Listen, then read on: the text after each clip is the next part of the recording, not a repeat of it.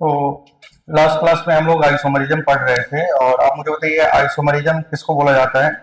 Isomerism उसको बोलते हैं जिसका मोलिक्यूलर फॉर्मूला क्या होना चाहिए भाई, सेम होना चाहिए। देखिए आइसोमर्स का मतलब जिसका मोलिक्यूलर फॉर्मूला क्या होता है, सेम। जिसकी फिजिकल प्रॉपर्टीज या हमारी क्या होती है भाई, केमिकल प्रॉपर्टीज। फिजिकल प्रॉपर्टीज या केमिकल प्रॉपर्टीज क्या होती है, डिफरेंट हो जाती है। क्या हो जाती है, डिफरेंट हो जाती है, उसको बोलते हैं आइसोमर्स। और ये आइसोमर्स फर्दर दो प्रकार का था। ये आइसोमर्स फर्दर दो प्रकार का था। कौन सा था भाई, स्ट्रक्चरल आइसोमरिज्म आइसोमर्स, और ये दूसरा का क्या नाम था, स्टीरियो स्टीरियो आइसोमर्स। ठीक है। और स्ट्रक्चरल आइसोमर्स किसको बोलते हैं, जिसका मोलिकुलर फॉर्मूला क्या होना चाहिए, सेम। समझ पा रहे हैं ना। और इसका क्या होना चाहिए, स्ट्रक्चरल आइसोमरिज्म है तो इसका क्या डिफरेंट होना चाहिए, स्ट्रक्चर डिफरेंट होना चाहिए। इसका स्ट्रक्चर क्या होना चाहिए, इसका स्ट्रक्चरल फॉर्मूला क्या हो जाना चाहिए, स्ट्रक्चरल फॉर्मूला क्या हो जाना चाहिए, डिफरेंट होना चाहिए। स्ट्रक्चरल फॉर्मूला डिफरेंट का मतलब इसका आईयूपीएसी नेम डिफरेंट हो जाना चाहिए। क्लियर है ना भाई। तो इसको हम लोग कौन सा कैटेगरी में लेते हैं, स्ट्रक्चरल आइसोमरिज्म में। ठीक है, आइसोमर्स और उस फेनोमेनन का नाम आइसोमरिज्म होता है। उसी प्रकार आप देखिए स्टीरियो आइसोमर्स की बात करेंगे तो स्टीरियो आइसोमरिज्म में क्या क्या सेम होता है बताइए। मॉलिक्यूलर फॉर्मूला तो सेम होता है, और क्या भी सेम होता है भाई, स्ट्रक्चरल फॉर्मूला भी सेम होता है।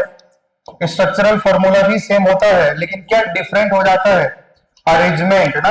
यहाँ पे क्या हो जाता है भाई, डिफरेंट अरेंजमेंट ऑफ एटम या मॉलिक्यूल इन 3D, ये क्या हो जाता है, डिफरेंट हो जाता है। क्लियर है ना। तो हम लोग क्या बोलते हैं, इसको स्टीरियो आइसोमरिज्म बोलते हैं। कल इसके बारे में पढ़ रहे थे हम लोग। और आप मुझे बताइएगा जो स्ट्रक्चरल आइसोमरिज्म है वो भी बहुत सारा प्रकार का होता है। पहला का नाम क्या था, फंक्शनल आइसोमरिज्म। क्या नाम था, फंक्शनल आइसोमरिज्म। दूसरा क्या था बताइए, चेन आइसोमरिज्म। थर्ड क्या होता है, पोजीशन आइसोमरिज्म। फिर क्या होता है, मेटामरिज्म। फिर क्या होता है, रिंग चेन आइसोमरिज्म। फिर क्या होता है, टोटोमरिज्म। ठीक है।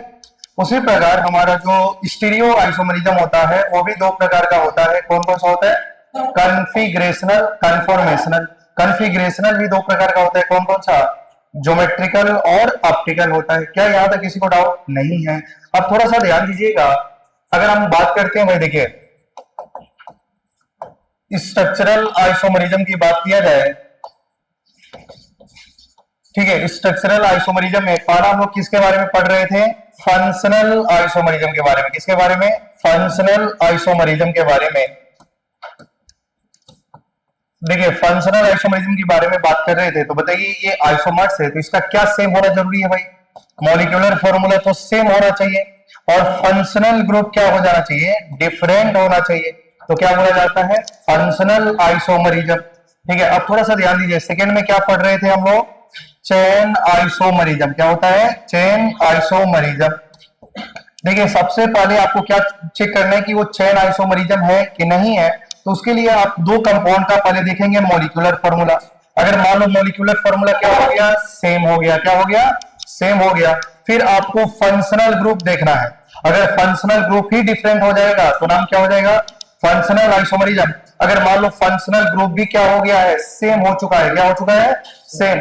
तो आप क्या देखते थे भाई, पीसीसी और साइड चेन। क्या देखते थे, पीसीसी और साइड चेन में कार्बन डिफरेंट हो जाए।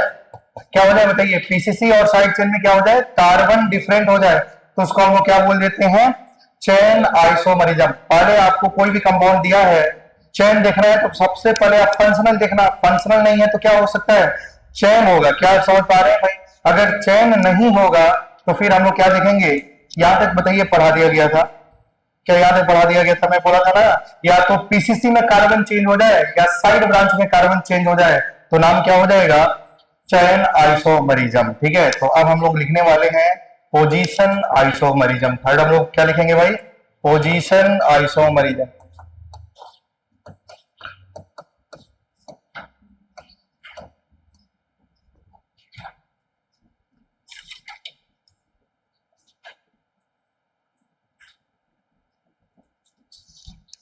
क्या समझ पा रहे हैं? तो देखिए पोजीशन आइसोमरिज्म क्या होगा।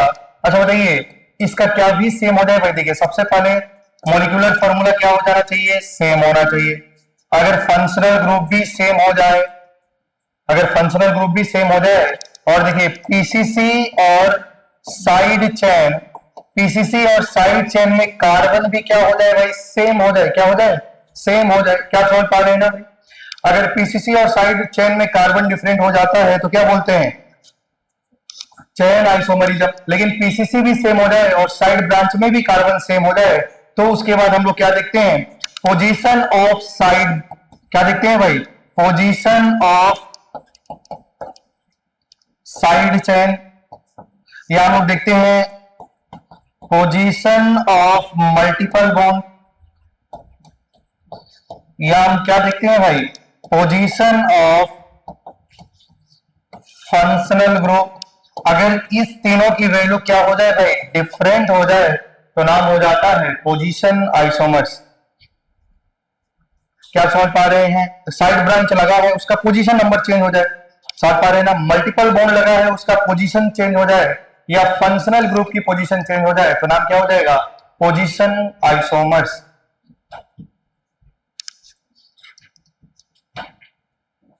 पोजिशनल आइसोमरिज्म, पोजीशन आइसोमरिज्म बोलिए या पोजिशनल बोलिए, क्या आप समझ पा रहे होंगे?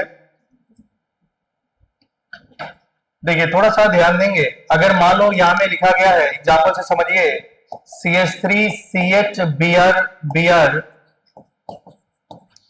और ये लिखा गया है CH2 Br। अगर मान लो ऐसा लिखा गया है, अब थोड़ा सा ध्यान देना है कि क्या ये पोजीशन आइसोमरिज्म होगा कि नहीं होगा। अब पर दोनों का क्या देखना है कि बताइए दोनों का मोलिकुलर फॉर्मूला सेम है कि नहीं है।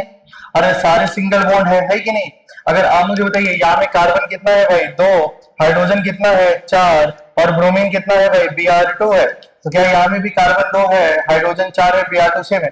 क्या मोलिकुलर फॉर्मूला सेम हो गया?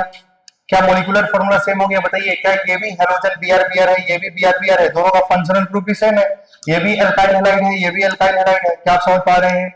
फिर आपको देखना है पीसीसी, और बताइए पीसीसी में कितने कार्बन है, बताइए पीसीसी में कितने कार्बन है भाई, 2, और यहाँ में भी पीसीसी में कितने कार्बन है, 2। लेकिन बताइए यहाँ में जो ब्रोमीन लगा है, ब्रोमीन वो कहां में लगा है बताइए, साइड ब्रांच का पोजीशन देखो यहाँ में कहां पे लगा है, 1 और 1 में लगा है, लेकिन यहाँ में कहां में लगा है, 1 और 2 में लगा है। क्या उसका पोजीशन चेंज हो गया, इसलिए इसका नाम क्या हो जाएगा, पोजीशन आइसोमर्स। आप थोड़ा सा ध्यान दो, इसका नाम लिखेंगे तो क्या बोलेंगे, 1,1 डाई ब्रोमो इथेन। इसका क्या नाम हो जाएगा, 1,2 डाई ब्रोमो इथेन। क्या आप समझ पा रहे हैं ना भाई? तो दोनों का पीसीसी में तो कार्बन सेम है, लेकिन जो सबसे साइड ब्रांच लगा है उसका पोजीशन डिफरेंट है कि नहीं है। तो नाम क्या हो जाएगा भाई, पोजीशन आइसोमर्स। क्या नाम हो जाएगा, पोजीशन आइसोमर्स। क्या समझ पा रहे होंगे? तो ये दोनों क्या है बताइए, ये दोनों आपस में क्या कहलाएंगे, पोजीशन आइसोमर्स कहलाएंगे। अगर मान लीजिए यहां में लिखा है CH2 double bond CH CH2 CH3, अगर ये लिखा है और यहां में देखिए CH3 CH double bond CH CH3, ठीक है। अगर हम लोग बात करें, थोड़ा सा ध्यान दीजिएगा, पहले बताइए क्या यहाँ में कार्बन कितना है भाई, 4। अब थोड़ा सा ध्यान दो, हाइड्रोजन काउंट नहीं करना है। अगर कार्बन 4 है तो हाइड्रोजन कितना होना चाहिए था, कितना होना चाहिए था, 10 होना चाहिए था ना। लेकिन क्या ये पाई बॉन्ड है ये, तो क्या 2 कम हो जाएगा, तो बताओ कितना हो जाएगा, हाइड्रोजन 8 हो जाएगा। तो बताइए क्या दोनों का मॉलिक्यूलर फॉर्मूला तो सेम है ना, C4H8। अब थोड़ा सा ध्यान देंगे, इसका नाम लिखेंगे भाई तो इसका पीसीसी भी सेम है, फंक्शनल ग्रुप भी सेम है, ये भी एल्कीन है, ये भी एल्कीन है। सीक्वेंस में आपको सोचना है, सबसे पहले मॉलिक्यूलर फॉर्मूला सेम होना चाहिए, उसके बाद देखना है इसका फंक्शनल ग्रुप एल्कीन है, इसका भी फंक्शनल ग्रुप एल्कीन है। दोनों का फंक्शनल ग्रुप डिफरेंट होता तो फंक्शनल आइसोमरिज्म होता, लेकिन फंक्शनल ग्रुप सेम है। फिर देखना है कि पीसीसी में कितना कार्बन है, 4, और इधर में भी पीसीसी में भी कितना कार्बन है, 4, मतलब ये चेन आइसोमरिज्म नहीं होगा। अब इसका नाम लिखा जाएगा बताइए, तो इसका नाम क्या हो जाएगा, ब्यूट 1 इन। क्या नाम हो जाएगा, ब्यूट 1 इन। लेकिन इसका क्या नाम हो जाएगा, ब्यूट 2 इन। क्या मल्टीपल बॉन्ड का पोजीशन चेंज हो चुका है, यहाँ में मल्टीपल बॉन्ड 1 में लगा है और यहाँ में मल्टीपल बॉन्ड 2 नंबर में लगा हुआ है। तो मल्टीपल बॉन्ड का जब पोजीशन चेंज हो जाता है तो क्या बोला जाता है, पोजीशन आइसोमर, मल्टीपल बॉन्ड की पोजीशन चेंज हो चुकी है, इसलिए ये क्या हो जाएगा, पोजीशन आइसोमर्स हो जाएगा। क्या आप समझ पा रहे हैं भाई? ठीक है, कॉपी कर लीजिए। समझ समझ के कॉपी करना है। पहले मॉलिक्यूलर फॉर्मूला को सेम देखना है, फिर फंक्शनल ग्रुप को देखना है, सेम है डिफरेंट है, फिर पीसीसी में कार्बन को देखना है या साइड ब्रांच में देखना है कार्बन को, ठीक है। उसके बाद मल्टीपल बॉन्ड की पोजीशन देखना है, साइड ब्रांच का पोजीशन देखना है या फंक्शनल ग्रुप की पोजीशन देखना है। ठीक है, क्या आप समझ पा रहे होंगे? ठीक है, कॉपी हो चुका है तो बता दीजिएगा, हो गया है क्या?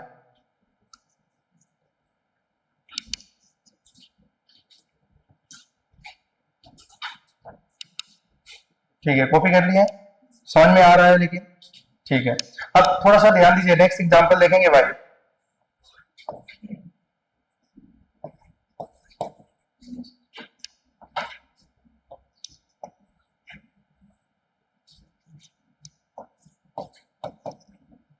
थोड़ा सा ध्यान दीजिए, ऐसा लिखा हुआ है, सबसे पहले आपको क्या देखना है कि बताइए इसका फंक्शन, पहले कार्बन देखेंगे। बताइए कार्बन कितना है, 1 2 3 4, क्या सारे सिंगल बॉन्ड है? अगर कार्बन 4 है तो सब सिंगल बॉन्ड है, तो कार्बन 4 पे हाइड्रोजन कितना होगा, 10 होगा। और एक क्या है, धोखेबाज है, तो ऑक्सीजन लिख देंगे। अरे भाई लिख देंगे ना, इसका फॉर्मूला तो यही होगा, इसलिए ना मैं सिखाया था नेक्स्ट क्लास में। अब काउंट करते रहेंगे हाइड्रोजन तो मुश्किल हो जाएगा। क्या आप समझ पा रहे हैं? पाई बॉन्ड लगा होता तो एक हाइड्रोजन को कम कर देते हैं, क्लियर है, दो हाइड्रोजन को कम कर देते। दो पाई बॉन्ड लगा है तो चार हाइड्रोजन को कम कर देते। अगर एक रिंग लगा है और एक पाई बॉन्ड लगा है तो चार हाइड्रोजन को कम कर देंगे, क्योंकि एक रिंग का वजह से दो हाइड्रोजन कम होता है और एक पाई बॉन्ड का वजह से दो हाइड्रोजन कम होता है, तो चार हाइड्रोजन कम कर देंगे। क्लियर है ना भाई? चलिए ध्यान दीजिए, क्या बताओ दोनों का मॉलिक्यूलर फॉर्मूला सेम है क्या? भाई सेम है, इधर भी कार्बन 4 ही है, देखिए 1 2 3 4 लगा है। क्लियर है ना? बताइए यहाँ में कौन सा फंक्शनल ग्रुप है, एल्कोहल, और इधर में भी कौन सा है, एल्कोहल। अब देखेंगे पीसीसी में कार्बन सेम है या डिफरेंट है। आप मुझे बताइए यहाँ में पीसीसी में कितने कार्बन है भाई, 4 है, और इधर भी पीसीसी में कितने कार्बन है, 4 है। तो पीसीसी में कार्बन सेम है, तो ये चेन आइसोमरिज्म नहीं होगा। और यहाँ में देखिए जो फंक्शनल ग्रुप है वो 1 नंबर में लगा हुआ है और यहाँ में फंक्शनल ग्रुप 2 नंबर में लगा हुआ है। फंक्शनल ग्रुप की पोजीशन हो गई है चेंज, तो नाम क्या हो जाएगा, ये फंक्शनल आइसोमरिज्म होगा। कैसे होगा भाई? फंक्शनल आइसोमरिज्म होगा। क्या समझ पा रहे होंगे आप लोग? तो नाम तो लिख ही सकते हैं ना, क्या क्या? हाँ, तो एफ को पी बना दीजिए, पोजीशन आइसोमरिज्म हो जाएगा। वो गलती हो गया था, पोजीशन आइसोमरिज्म हो। अब हम लोग पढ़ेंगे रिंग चेन आइसोमरिज्म। क्या पढ़ेंगे? Ring chain isomerism.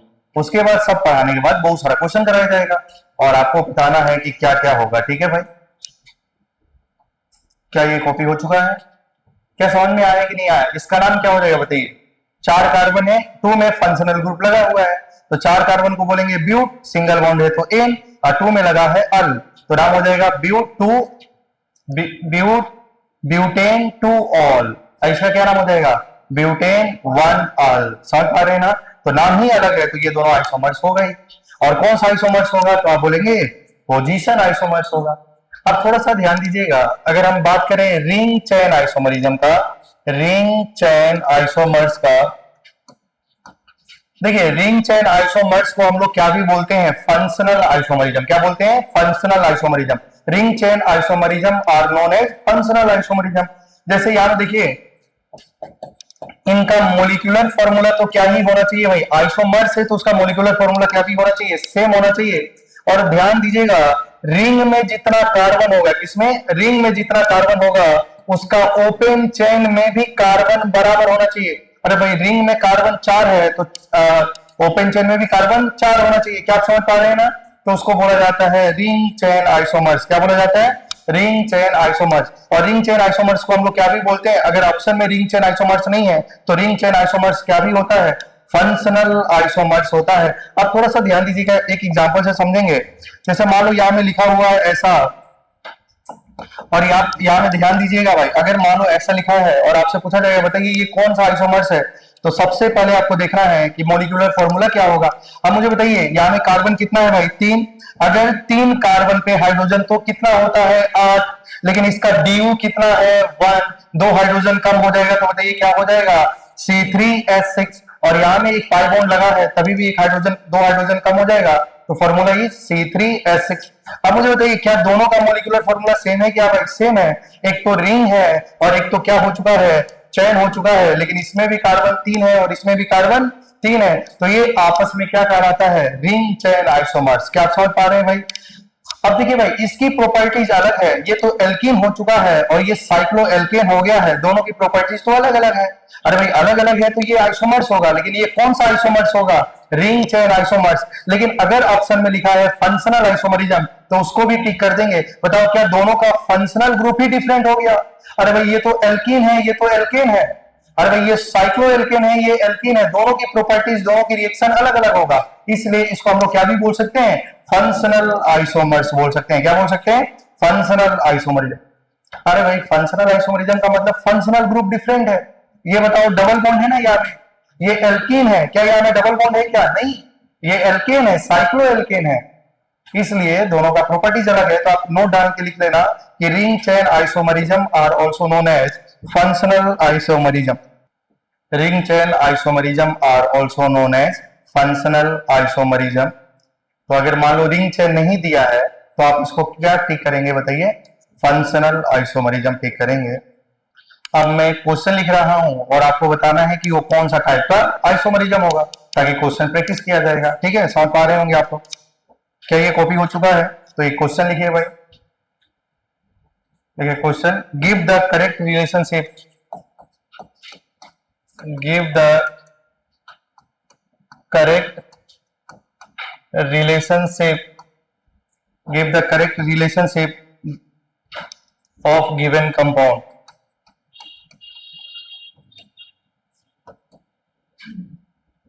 Give the correct relationship between, give the correct relationship between given compound।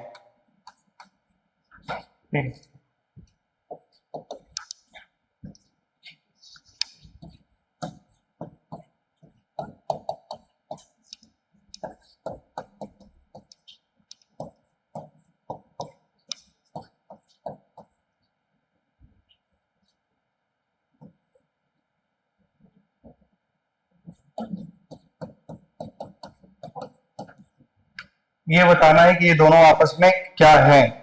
आप सबसे पहले बोर्ड पे ध्यान दीजिएगा, पहले देखो फॉर्मूला लिखना आना चाहिए, ध्यान दीजिएगा। और अब इसमें टोटल कार्बन कितने हैं भाई? ये रिंग में तो कितने कार्बन है? 6, इधर कितना है? 7, इधर कितना है? 8। क्या इधर भी 6 और यहाँ में भी 8 है? तो अगर आप मुझे बताइए कार्बन 8 है तो हाइड्रोजन कितना होना चाहिए? 8 का डबल 16, 16 में 2 ऐड करेंगे तो 18, यही होता है ना? हाँ, हाइड्रोजन होना चाहिए था 18, लेकिन आप मुझे बताओ क्या इसमें रिंग का वजह से ड्यू 1 और पाई बॉन्ड का वजह से ड्यू 1, टोटल ड्यू कितना हो चुका है? 2, 2 पे हाइड्रोजन कितना कम हो जाता है? 4। तो 18 में से जब 4 चला जाएगा, 18 में से 4 चला जाएगा तो कितना हो जाएगा? अरे भाई कितना हो जाएगा? 18 में से 14, और बताइए ऑक्सीजन कितना है? तो फॉर्मूला क्या हो गया है? C8H14O2। क्या समझ पा रहे हैं? अब मुझे बताइए क्या दोनों का मॉलिक्यूलर फॉर्मूला तो सेम हो गया ना भाई? क्या अगर दोनों का मॉलिक्यूलर फॉर्मूला सेम हो गया है तो फिर क्या देखना है? Functional group. क्या देखना है? Functional group. अब मुझे बताइए ये क्या दिखाई दिया? ये तो एस्टर है। क्या है बताइए? COOR। क्या नाम हो गया? एस्टर। और ये क्या है भाई? एसिड। और एस्टर और एसिड का फंक्शनल ग्रुप ही डिफरेंट है, तो ये दोनों आपस में कैसा टाइप का आइसोमरिज्म है? तो आप बोलेंगे फंक्शनल आइसोमरिज्म है। कैसा टाइप का आइसोमरिज्म है? Functional isomerism. क्या आप समझ पा रहे हैं भाई? अरे भाई एस्टर का स्मेल कैसा होता है? फ्रूटी स्मेल होता है। क्लियर है ना? हाँ, तो दोनों फंक्शनल ग्रुप अलग अलग है, तो ये दोनों आपस में क्या कहलाएंगे? फंक्शनल आइसोमरिज्म कहलाएंगे। अब मुझे बताइए CH3 CH2 NH2 CH3 NH CH3, अगर मान लो ऐसा लिखा हुआ है और आपको बताना है ये कौन सा टाइप का आइसोमर्स है, तो आप मुझे बताइए यहाँ में बताओ कार्बन कितना है भाई? बताइए कार्बन कितना है? कार्बन तो 2 है। हाइड्रोजन कितना है? 7 है। नाइट्रोजन कितना है? 1 है। क्या दोनों का मॉलिक्यूलर फॉर्मूला तो सेम है भाई?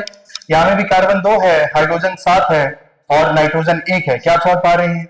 अब उसके बाद अगर मॉलिक्यूलर फॉर्मूला सेम हो जाए तो फिर दूसरा काम क्या करते हैं? फंक्शनल ग्रुप देखते हैं। क्या देखते हैं? आप मुझे बताइए क्या यहाँ में नाना पार्टिकल से कितनी करीना जुड़ी है? 1, तो क्या नाम हो गया? 1 degree amine.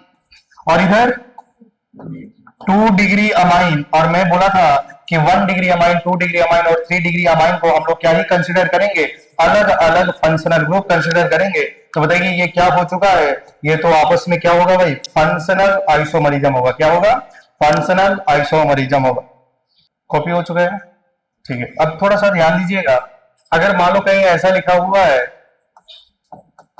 CH3 C triple bond C CH3, और अगर मान लो लिखा है CH2 double bond C double bond CH3, अगर ऐसा लिखा हुआ है तो आप मुझे बताइए पहले आपको क्या देखना है कि क्या दोनों का मोलिकुलर फॉर्मूला सेम है कि नहीं है।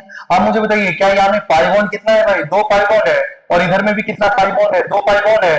2 पाई बॉन्ड पे कितना हाइड्रोजन कम हो जाता है, 4। तो बताइए अगर कार्बन 4 है तो हाइड्रोजन कितना होगा, 4 का डबल 8, 8 प्लस 2 10, 10 में से 4 चला जाएगा तो क्या बन जाएगा 6। तो फॉर्मूला दोनों का क्या है बताइए, C4H6। दोनों का मोलिकुलर फॉर्मूला तो सेम है।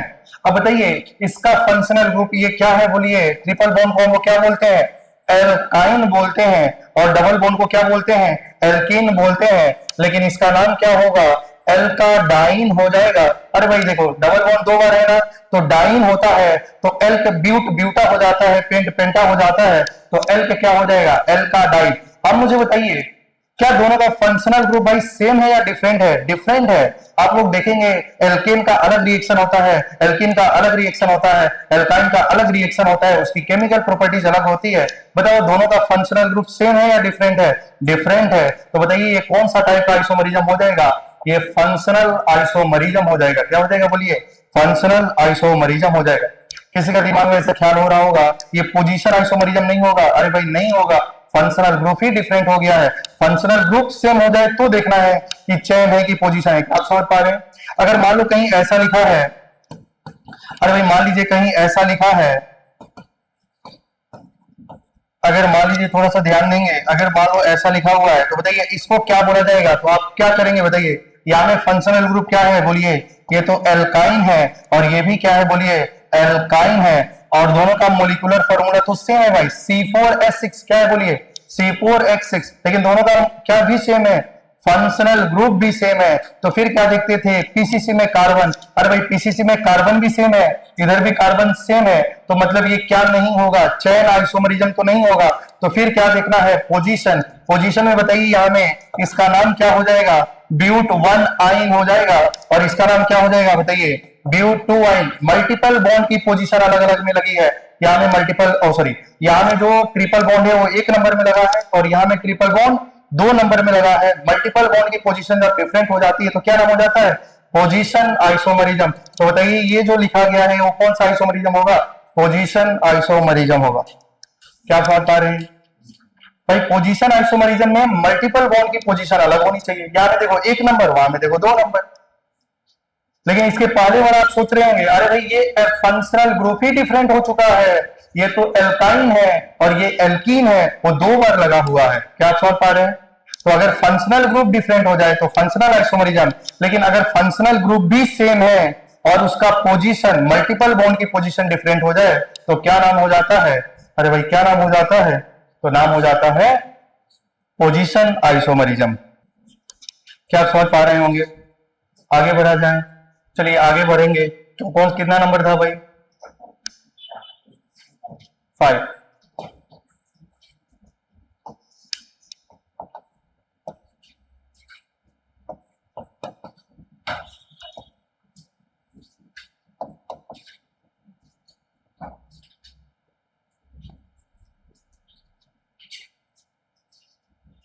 ठीक है, क्या यहाँ तक आपको आप लोग मुझे बताइए, सबसे पहले आपको दिखाई दे रहा है, बताओ क्या सब कुछ सेम है क्या भाई।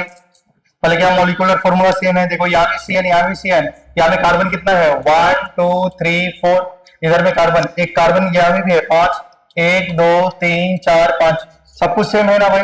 क्या मोलिकुलर फॉर्मूला सेम है या डिफरेंट है, तो आप बोलेंगे सेम है। क्या मोलिकुलर फॉर्मूला सेम है डिफरेंट है, सेम है भाई, सब कुछ सेम है कि नहीं है। तो आप मुझे बताइए, अरे भाई आप मुझे बताइए क्या आपको देख के क्या लग रहा है भाई, पहले बताइए। आप लोगों को देख के ऐसा लग रहा होगा कि ये तो पोजीशन आइसोमरिज्म है। अरे भाई CN का पोजीशन ही अलग अलग है। अगर आपको ऐसा लग रहा है तो बिल्कुल गलत लग रहा है। आप मुझे बताइए साइनाइड फंक्शनल ग्रुप है कि नहीं है। क्या बताओ इसकी प्रायोरिटी साइनाइड आइसोसाइनाइड में किसकी प्रायोरिटी ज्यादा होती थी, साइनाइड की होती है। तो अगर ये फंक्शनल ग्रुप है तो बताओ क्या ये चेन टर्मिनेटिंग है क्या। जब ये चेन टर्मिनेटिंग होता था तो क्या इसकी करीना को काउंट करते थे कि नहीं करते थे, करते थे। क्या समझ पा रहे हैं ना? तो बताइए इसका पीसीसी में कितने कार्बन हो चुका है? 1 2 3 4। कितना हो चुका है बताइए? 1 2 3 4। अब बताइए क्या इसको काउंट करते हुए चले जाएंगे तो इसका इसमें कितने कार्बन हो जाएंगे बताइए पीसीसी में? अरे भाई 5 कार्बन हो जाएंगे।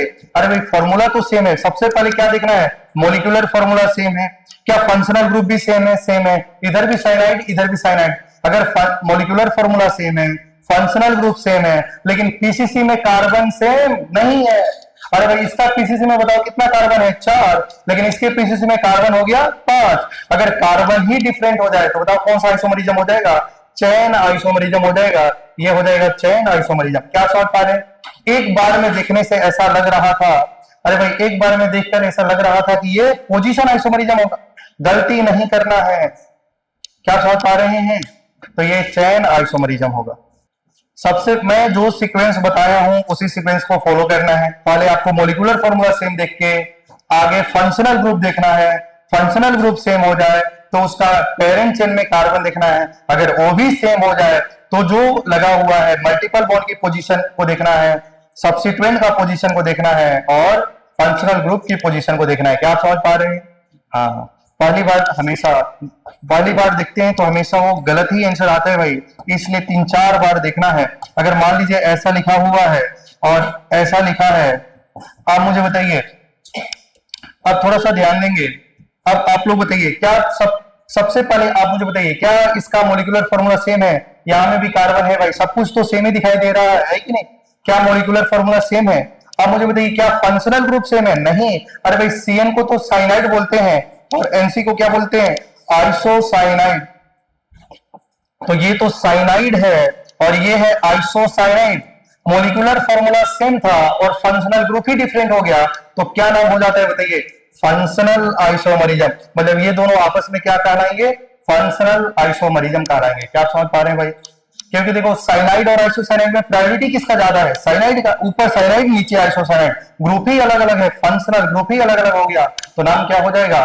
फंक्शनल आइसोमरिज्म हो गया ना? तो अब थोड़ा सा ध्यान दीजिए। क्या मैं आगे बढ़ूं? चलिए ध्यान दीजिएगा। अब अगर मान लो भाई अगर ऐसा लिखा हुआ है, ठीक है, आप थोड़ा सा ध्यान देना और आपको बताना है कि ये कौन सा टाइप का आइसोमर्स होगा, तो आप थोड़ा सा ध्यान दीजिएगा भाई। सबसे पहले आप मुझे बताओ इसका डीयू कितना है भाई? डीयू कितना है? 3। अरे भाई एक रिंग का और 2 पाई बॉन्ड का, तो टोटल डीयू कितना हो जाएगा? 3। अगर 3 डीयू पे कितना हाइड्रोजन कम हो जाता है? 6। कितना कम हो जाएगा? अरे भाई एक डीयू पे 2 हाइड्रोजन कम, 2 डीयू पे 4 हाइड्रोजन कम, तो 3 डीयू पे कितना हाइड्रोजन कम हो जाएगा? 6। तो बताओ इसका फॉर्मूला क्या होगा? कार्बन तो 6 है तो हाइड्रोजन कितना होना चाहिए?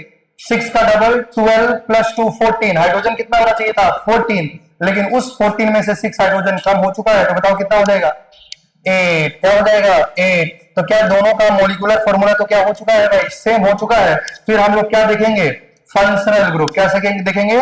Functional group. बताइए क्या ये भी एल्कीन है? 2 बार लगा हुआ है, यहां में भी एल्कीन है, क्या दोनों का फंक्शनल ग्रुप सेम है? लेकिन अब देखा जाए, देखो यहाँ में 1 2 3 4 5 6, बताइए यहाँ में मल्टीपल बॉन्ड की पोजीशन कहां में लगी है? 1 में लगी है और कहां में लगी है भाई? 4 में। और भाई नंबरिंग वहीं से करते हैं जहां से मल्टीपल बॉन्ड होता है।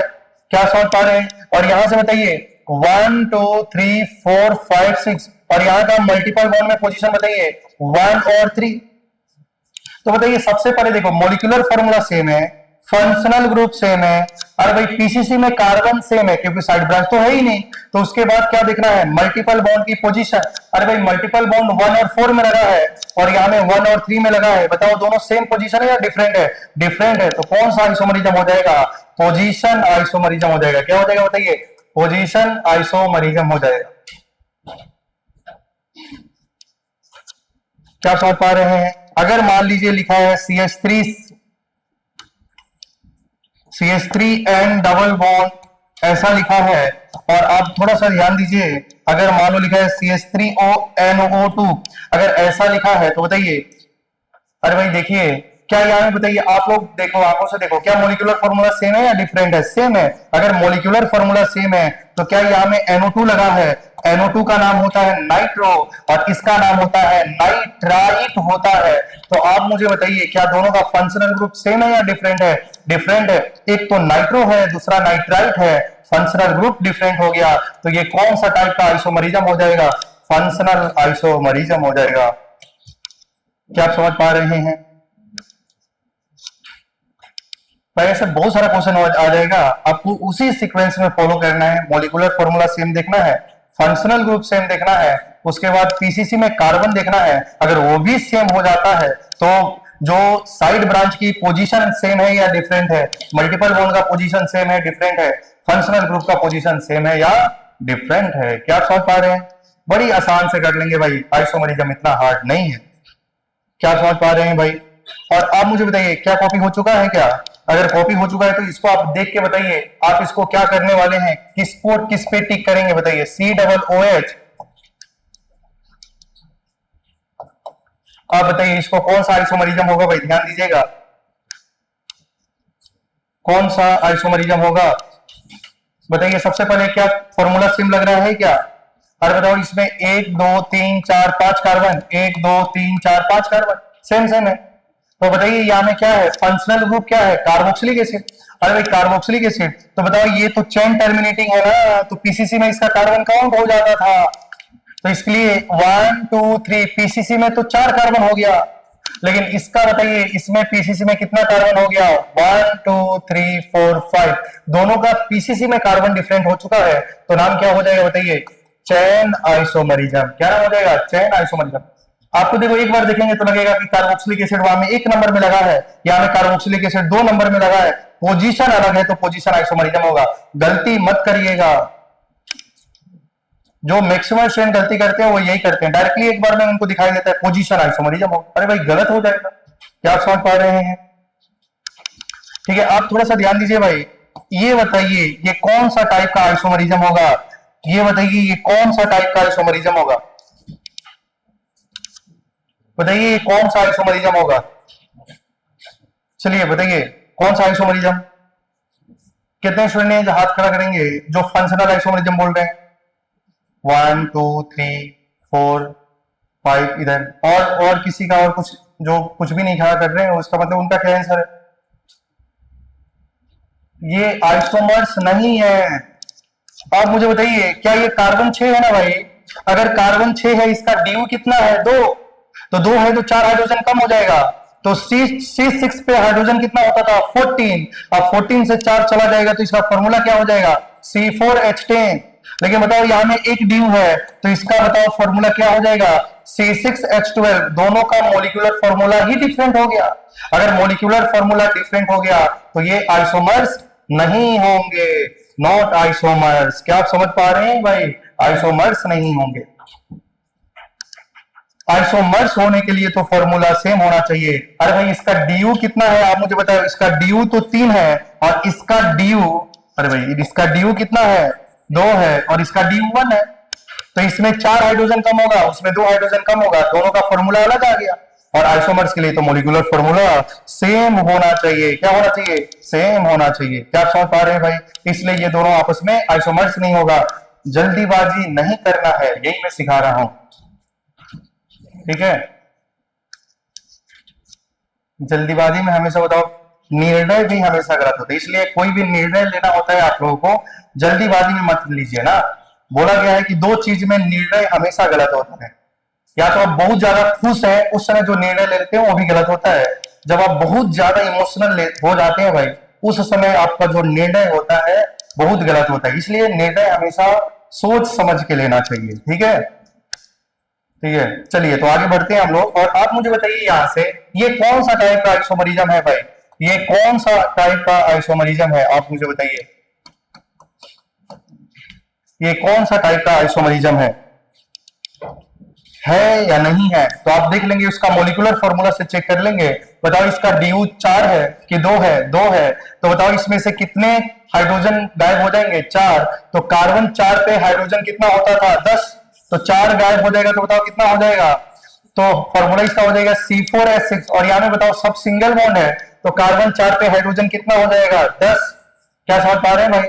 तो दोनों का मोलिकुलर फॉर्मूला हो गया है डिफरेंट, तो ये क्या होगा, नॉट आइसोमर्स, ये आइसोमर्स के कैटेगरी में आएगा ही नहीं। क्या समझ पा रहे हैं? अब मुझे बताइए, अगर आपसे ये दे दिया जाए और पूछा जाएगा बताइए ये कौन सा टाइप का आइसोमरिज्म, कौन सा टाइप का आइसोमर्स है, तो आप क्या बताएंगे, ये आइसोमर्स कौन सा टाइप का है, कौन सा टाइप का आइसोमर्स है? अरे भाई ये आइसोमर्स भी नहीं है, क्योंकि इसका फॉर्मूला में Cl आ रहा है और इसका फॉर्मूला में Br आ रहा है, दोनों का मोलिकुलर फॉर्मूला सेम ही नहीं है, तो ये आइसोमर्स नहीं होगा। क्या समझ पा रहे हैं? आप लोग बोल देंगे ये तो फंक्शनल आइसोमरिज्म है, फंक्शनल ग्रुप ही, अरे भाई फंक्शनल थोड़ी ना है, ये फंक्शनल ग्रुप थोड़ी ना है। क्या समझ पा रहे हैं भाई? ठीक है, फंक्शनल आइसोमरिज्म में फंक्शनल ग्रुप डिफरेंट होना चाहिए। आप बोलेंगे अरे भाई Cl हो गया Br हो गया तो फंक्शनल हो जाएगा, अरे भाई गलत हो जाएगा, क्योंकि वो फंक्शनल आइसोमरिज्म नहीं है, आइसोमरिज्म ही नहीं है। आइसोमरिज्म के लिए तो मोलिकुलर फॉर्मूला सेम होना चाहिए, यहाँ में Cl आ रहा है यहाँ में Br आ रहा है, दोनों डिफरेंट हो चुका है। क्या समझ पा रहे होंगे?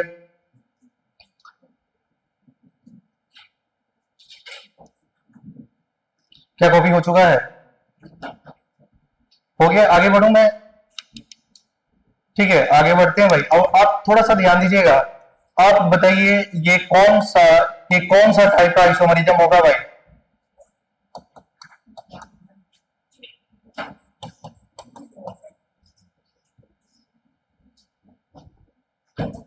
ये कौन सा टाइप का आइसोमरिज्म है? आप पहले ध्यान से देखेंगे और बताएंगे क्या दोनों का मोलिकुलर फॉर्मूला सेम है या डिफरेंट है?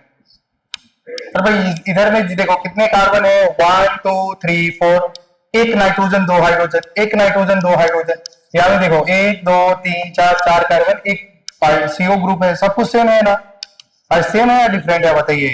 सेम है। अगर सेम है तो मोलिकुलर फॉर्मूला दोनों का तो सेम हो चुका है, अरे भाई सेम हो चुका है ना? तो आप मुझे बताइए अगर मोलिकुलर फॉर्मूला दोनों का सेम है तो क्या दोनों का फंक्शनल ग्रुप सेम है या डिफरेंट है, वो देखना पड़ेगा। अरे बताइए यहाँ में क्या है, CHO क्या लगा है, CHO, तो ये क्या हो चुका है, एल्डिहाइड, क्या हो गया है, एल्डिहाइड। और ये क्या है, अमाइड, CONH2 को क्या बोलते हैं, अमाइड। लेकिन दोनों का फंक्शनल ग्रुप क्या हो चुका है, बोलिए सेम या डिफरेंट? तो आप बोलेंगे डिफरेंट हो चुका है, तो इसलिए ये कौन सा टाइप का आइसोमरिज्म है, तो ये फंक्शनल आइसोमरिज्म है। क्या है बोलिए, फंक्शनल आइसोमरिज्म। क्या समझ पा रहे हैं? अरे भाई देखो इसमें क्या मैंने बताया, ये अमाइड है और वो एल्डिहाइड है। अरे भाई तुम बोलेगा नहीं अमीनो है, अरे भाई इसके रिस्पेक्ट में ये तो सब्स्टिट्यूएंट बन गया है। क्या समझ पा रहे हैं? प्रायोरिटी ऑर्डर याद है ना आप लोग? ठीक है, तो कॉपी हो गया होगा। अगर बताइए अगर मान लो ऐसा लिखा है,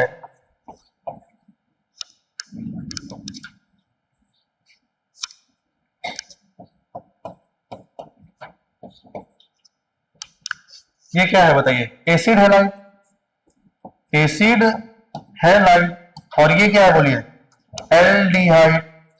क्या दोनों का मोलिकुलर फॉर्मूला सेम है, फंक्शनल ग्रुप डिफरेंट है, तो नाम क्या हो जाएगा, फंक्शनल आइसोमरिज्म।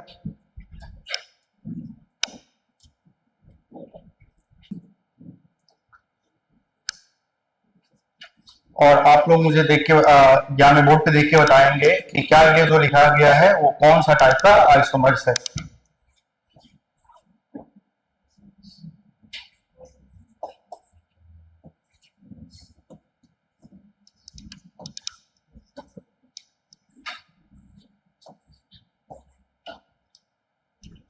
क्या ये कौन सा टाइप का आइसोमर्स है, कौन सा, फंक्शनल। चलिए एक स्टूडेंट का आंसर फंक्शनल आया है। सबसे पहले आपको देखना है फॉर्मूला सेम है डिफरेंट है, 1 2 3 4 5, 1 2 3 4 5 सब कुछ सेम है, तो बताइए क्या है, फंक्शनल आइसोमरिज्म। तो कंफ्यूज हो गया, अरे भाई ये तो H होगा ना, एल्डिहाइड है और ये कीटोन है, दोनों का फंक्शनल ग्रुप डिफरेंट है। क्या समझ पा रहे हैं ना, मोलिकुलर फॉर्मूला सेम है और ये क्या हो चुका है बताइए, कीटोन, और ये क्या हो चुका है, एल्डिहाइड। फंक्शनल ग्रुप डिफरेंट है तो क्या हो जाएगा, फंक्शनल आइसोमरिज्म। क्या समझ पा रहे हैं? सब कुछ सेम है, ठीक है। काउंट करिए, देखिए कार्बन 1 2 3 4 5, 1 2 3 4, गलती हो गया, चलिए 1 2 3 4 5, अभी सही हो। तो ये हो गया कीटोन और एल्डिहाइड दोनों का, दोनों आपस में फंक्शनल आइसोमरिज्म होंगे। तो चलिए अब नेक्स्ट मेटामरिज्म क्या होता है इसके बारे में पढ़ेंगे। भाई ऐसे ही आपको चेक करना है, ठीक है।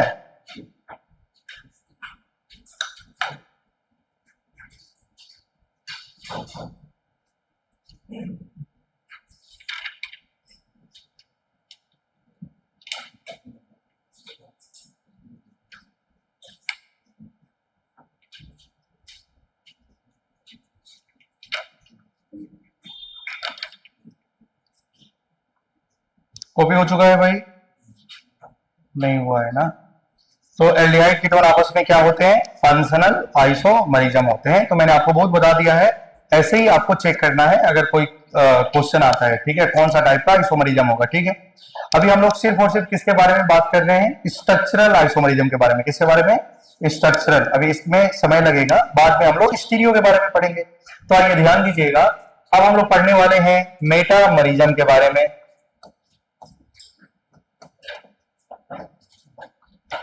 हम लोग किसके बारे में पढ़ने वाले हैं? मेटामरिज्म। अब देखिए इसमें क्या होता है, मेटामरिज्म के बारे में बात करेंगे तो सबसे पहले आप बताइए, ये तो आइसोमर्स है भाई, तो क्या इसका मॉलिक्यूलर फॉर्मूला क्या होना चाहिए? मॉलिक्यूलर फॉर्मूला क्या होना चाहिए? सेम होना चाहिए। और इसका फंक्शनल ग्रुप भी क्या होना चाहिए? सेम होना चाहिए। क्या होना चाहिए बोलिए? मॉलिक्यूलर फॉर्मूला सेम होगा और फंक्शनल ग्रुप सेम हो जाएगा। तो क्या देखते हैं भाई इसमें? देखते हैं कनेक्टिविटी। क्या देखते हैं भाई? कनेक्टिविटी।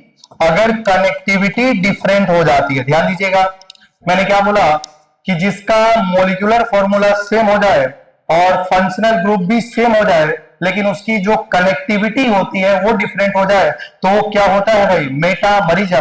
और कनेक्टिविटी किसके किसके रिस्पेक्ट में देखते हैं भाई? ऑक्सीजन के रिस्पेक्ट में देखते हैं, सल्फर के रिस्पेक्ट में देखते हैं और नाइट्रोजन के रिस्पेक्ट में देखते हैं। कनेक्टिविटी किसके किसके रिस्पेक्ट में देखना है भाई? ऑक्सीजन, सल्फर और नाइट्रोजन। ऑक्सीजन में किस किस के, अरे भाई ऑक्सीजन का कनेक्टिविटी किस किस में देखना है? Ether, ester, ester, ether, anhydride, ठीक है। और सल्फर में भी सेम। और नाइट्रोजन का कनेक्टिविटी किस में देखना है भाई? देखिए नाइट्रोजन में कनेक्टिविटी किस में देखना है? अरे नाइट्रोजन में कनेक्टिविटी तो सिर्फ दो में देखना है, 2 डिग्री 3 डिग्री अमाइन और अमाइड, ठीक है भाई। थोड़ा सा ध्यान दीजिए, मैंने क्या बोला कि आपको मेटामरिज्म चेक करना है, बहुत आसान है भाई, ध्यान दीजिएगा। मेटामरिज्म, तो मेटामरिज्म क्या होता है? जिसमें मॉलिक्यूलर फॉर्मूला तो सेम होगा लेकिन उसका फंक्शनल ग्रुप भी सेम होगा और कनेक्टिविटी डिफरेंट हो जाएगा। कनेक्टिविटी किसके रिस्पेक्ट में देखना है? या तो ऑक्सीजन का देखना है, ऑक्सीजन के रिस्पेक्ट में कनेक्टिविटी देखना है। और ऑक्सीजन आएगा तो ऑक्सीजन किस किस में देखना है भाई? Ether, ester, anhydride. याद करिए किस किस में? Ether, ester, anhydride. और सल्फर में भी सेम देखना है। अगर नाइट्रोजन आ जाएगा तो नाइट्रोजन में दो का कनेक्टिविटी देखा जाता है, किसमें? 2 डिग्री 3 डिग्री अमाइड। किसमें? 2 डिग्री 3 डिग्री अमीन और अमाइड में। इसमें नाइट्रोजन का कनेक्टिविटी दिखा जाता है। मतलब नाइट्रोजन से जुड़ा हुआ ग्रुप सेम है कि डिफरेंट है? क्या समझ पा रहे हैं? तो अगर कनेक्टिविटी डिफरेंट होगा तो क्या नाम हो जाएगा? मेटामरिज्म। क्या नाम हो जाएगा? मेटामरिज्म। और किसके रिस्पेक्ट में भी देखते हैं भाई?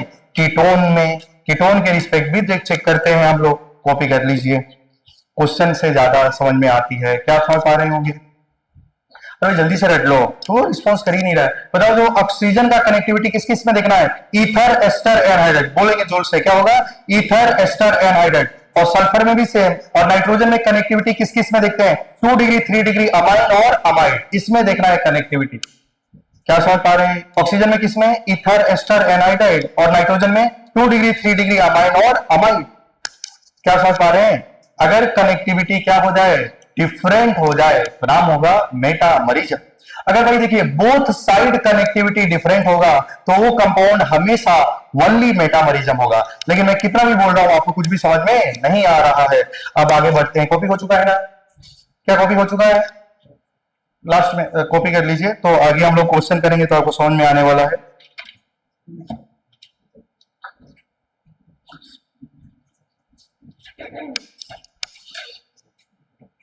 देखिए आपको याद होगा कि हमको ऑक्सीजन का कनेक्टिविटी देखना है, तो दिमाग में आना चाहिए ऑक्सीजन का कनेक्टिविटी किस किस में चेक कर सकते हैं? ईथर, एस्टर, एनहाइड्राइड, ठीक है। तो ध्यान दीजिएगा, अब अगर मान लो कुछ मैं लिख रहा हूं और आपको बताना है मेटामरिज्म क्या होता है? मेटामरिज्म जिसमें कनेक्टिविटी डिफरेंट हो जाए।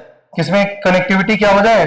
डिफरेंट हो जाए। जैसे एग्जांपल देखेंगे भाई, अगर मान लो लिखा है CH3O CH2CH3, अगर मान लो ऐसे लिखा है CH3 CH2O CH3। अब थोड़ा सा ध्यान दीजिएगा, क्या आप मुझे बताइए क्या ये क्या लिखा है भाई? ये तो ईथर लिखा है। क्या लिखा है? Ether, ROR। ईथर होता है कि नहीं होता है? होता है।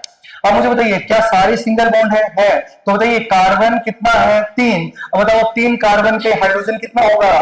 3 का डबल 6, 6 में 2 ऐड करेंगे तो 8, तो C3H8। और बताओ ऑक्सीजन कितना है 8। क्या दोनों का मॉलिक्यूलर फॉर्मूला यही तो लिखा है ना भाई, क्योंकि देखो सब सिंगल बॉन्ड है। पाई बॉन्ड होता तो 2 हाइड्रोजन कम करते, 2 पाई बॉन्ड होता तो 4 हाइड्रोजन कम करते। क्या समझ पा रहे होंगे? तो बताइए क्या इसका मॉलिक्यूलर फॉर्मूला दोनों का सेम है? अब थोड़ा सा ध्यान दीजिएगा, मॉलिक्यूलर फॉर्मूला सेम है, ये भी क्या है ईथर है, और ये भी क्या है ईथर है। क्या समझ पा रहे हैं? दोनों का फंक्शनल ग्रुप भी सेम है। तो आपको क्या चेक करना है? कनेक्टिविटी चेक करना है। क्या चेक करना है? कनेक्टिविटी चेक करना है। और कनेक्टिविटी किसके रिस्पेक्ट में चेक करना है भाई? ऑक्सीजन। अरे भाई ऑक्सीजन देखो, और ऑक्सीजन में कनेक्टिविटी किस किस में देखते हैं? ईथर, एस्टर, एनाइड। ये क्या है बताइए? ईथर है। तो आप मुझे बताइए इधर में कौन सा ग्रुप लगा है? मिथाइल लगा है। इधर में क्या ग्रुप लगा है? इथाइल लगा है। अब इस ऑक्सीजन के रिस्पेक्ट में बताओ, ये भी क्या लगा है? इथाइल, और ये भी क्या लगा है? मिथाइल। बताइए सेम कनेक्टिविटी है या डिफरेंट कनेक्टिविटी है? अरे भाई सेम लगा है। अब ये नहीं, कोई कोई स्टूडेंट ये बोलते हैं अरे भाई इधर में तो मिथाइल था, इधर में इथाइल हो गया। ऐसा नहीं देखना है, अगल बगल ऊपर नीचे क्या लगा है, अगर वो सेम ग्रुप है तो आइडेंटिकल होगा। क्या होगा बोलिए? आइडेंटिकल। मतलब ये कैसे होंगे? ये तो आइडेंटिकल होंगे, ये मेटामरिज्म नहीं होंगे। अरे भाई कनेक्टिविटी को डिफरेंट होना पड़ेगा। अरे आप देखो इधर क्या है? मिथाइल, और इधर कितना है? इथाइल। इधर क्या है बताइए? इथाइल। इधर क्या है? मिथाइल। अरे भाई ऑक्सीजन से जुड़ा हुआ ग्रुप तो सेम हो गया ना भाई। अरे भाई सेम हो गया कि नहीं? अरे भाई अगल में लगा है कि बगल में लगा है वो सब नहीं देखना है, अगर कार्बन ही सेम हो गया। अरे भाई इधर में एक कार्बन है, इधर में 2 कार्बन है, इधर में भी 2 कार्बन है, इधर में 1 कार्बन, कनेक्टिविटी हो गया सेम, तो ये दोनों कंपाउंड आइडेंटिकल है। कैसे हैं? अच्छा अगर इसका नाम लिख लिया जाए, बताइए नाम कैसे लिखते हैं? अरे भाई पीसीसी में तो ये हो जाएगा 1 2, और 1 में क्या लगा हुआ है? मिथॉक्सी। क्या नाम हो जाएगा? 1 मिथॉक्सी। क्या हो जाएगा बताइए? इथेन। और इसका भी नाम देखिए, यहां में देखिए पीसीसी में 2 कार्बन हो जाएगा, 1 मिथॉक्सी इथेन। नाम ही सेम हो गया, आइडेंटिकल है। क्या समझ पा रहे हैं? तुम नहीं समझा भाई, समझ में आया नहीं आया? आया, ठीक है। अभी कॉपी नहीं करिए, थोड़ा सा इधर देखिए, एक बार बोर्ड पे देखेंगे।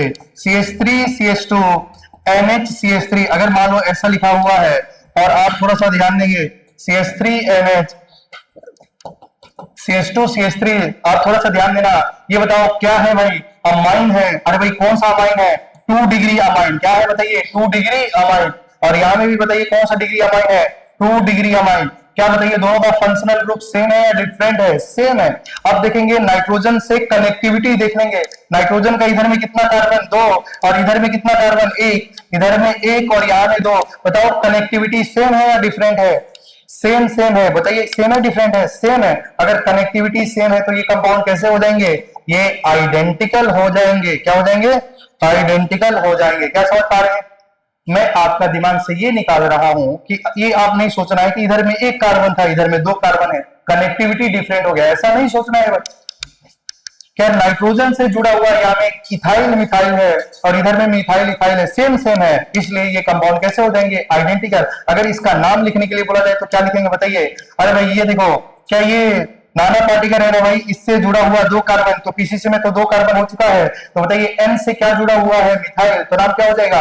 एन मिथाइल इथेन अमीन। क्या नाम हो जाएगा? एन मिथाइल इथेन अमीन। अमीन ही तो है ना भाई ये। क्या समझ पा रहे हैं? क्या आप मुझे बताओ, क्या दोनों कंपाउंड आइडेंटिकल है या डिफरेंट है? आइडेंटिकल ही तो है ना। हाँ, तो क्या ये मेटामरिज्म है? नहीं। अरे भाई मेटामरिज्म के लिए कनेक्टिविटी क्या होना चाहिए? डिफरेंट। यानी कनेक्टिविटी क्या है? सेम। क्या समझ पा रहे हैं? और ऑक्सीजन से कनेक्टिविटी किस किस में देखते हैं? Ether, ester, anhydride. और नाइट्रोजन, बताइए नाइट्रोजन से कनेक्टिविटी किस में देखते हैं? 2 degree amine, 3 degree amine amide में। क्या समझ पा रहे हैं? हाँ ठीक है। तो क्या आपको ये समझ में आ गया कि ये दोनों कंपाउंड में कनेक्टिविटी सेम सेम है? क्या समझ में आ गया? क्या मैं आगे बढ़ूं? क्या आगे बढ़ा जाए? अगर ऑक्सीजन का रिस्पेक्ट में दोनों साइड की कनेक्टिविटी डिफरेंट हो जाती है वो कंपाउंड हमेशा मेटामरिज्म शो करेगा। ठीक है, जैसे ध्यान दीजिएगा, कॉपी कर लीजिए भाई, थोड़ा सा कॉपी हो चुका है, कॉपी नहीं हुआ?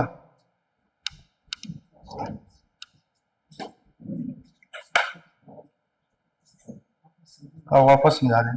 देखिए यहां में हम लोग क्या करेंगे, देखिए ये ईथर है और ये भी ईथर है ना, तो यहां से देखो ऑक्सीजन का इधर में क्या है, एक कार्बन मिथाइल है, और इधर क्या है, इथाइल है। और इधर में देखो ऑक्सीजन का इधर में मिथाइल है, इथाइल है। तो बताओ ऑक्सीजन से जुड़ा हुआ ग्रुप सेम है या डिफरेंट है? सेम है या डिफरेंट है? सेम सेम है भाई। वो आगे जुड़ा है कि पीछे जुड़ा है उससे कुछ भी लेना देना नहीं है, लेकिन जो ग्रुप जुड़ा हुआ है उसका नाम है वो सेम ही तो है, इथाइल मिथाइल। क्लियर है ना भाई? इधर भी देखो इथाइल मिथाइल सेम सेम है, तो ये दोनों कंपाउंड एक ही है, आइडेंटिकल है। क्या समझ पा रहे हैं? अब थोड़ा सा ध्यान दीजिए, अगर मान लो ऐसा लिखा हुआ है, अब आपको समझ में आ जाएगा भाई, ध्यान दीजिएगा। अगर मान लो ऐसा लिखा हुआ है CH3 CH2 CH2O CH3, अगर मान लो ऐसा लिखा हुआ है और यहां में लिखा है CH3 CH2O CH2 CH3, क्या समझ पा रहे हैं भाई? अब थोड़ा सा ध्यान दो, क्या ये दोनों कंपाउंड का मॉलिक्यूलर फॉर्मूला क्या ही है? सेम है। कार्बन 4 है, एक ऑक्सीजन है, कार्बन 4 है, एक ऑक्सीजन है, सेम है। और आप मुझे बताइए, अरे भाई आप मुझे बताइए ये फंक्शनल ग्रुप क्या है? तो आप बोलेंगे ईथर है। और ये भी क्या है बताइए? ईथर है। अब देखो इधर में कितने कार्बन है? 3, तो नाम क्या होगा? प्रोपाइल। और इधर में कार्बन 1 है तो नाम क्या होगा? मिथाइल। ऑक्सीजन से जुड़ा हुआ ग्रुप को देखेंगे और इधर पे देखेंगे, इधर में कितना कार्बन है? 2। इधर में कितना कार्बन है? 2। बताओ क्या ऑक्सीजन, ये वाला कंपाउंड और ये वाला कंपाउंड में ऑक्सीजन से जुड़ा हुआ ग्रुप की कनेक्टिविटी डिफरेंट हो चुकी है? अरे भाई हो चुका है ना। इसका नाम क्या हो जाएगा बताइए? मिथाइल प्रोपाइल या प्रोपाइल मिथाइल। और इधर में देखो मिथाइल इथाइल इथाइल हो चुका है। हो गया कि नहीं? तो अगर ऑक्सीजन से जुड़ा हुआ कनेक्टिविटी, दोनों साइड की कनेक्टिविटी, यहाँ में 3 कार्बन था, यहाँ में 2 कार्बन है, यहाँ में 1 कार्बन था, यहाँ में 2 कार्बन हो गया, बोथ साइड की कनेक्टिविटी क्या हो चुकी है? डिफरेंट हो चुकी है। तो ये कंपाउंड ओनली क्या शो करेगा? मेटामरिज्म। क्या शो करेगा? Only metamerism.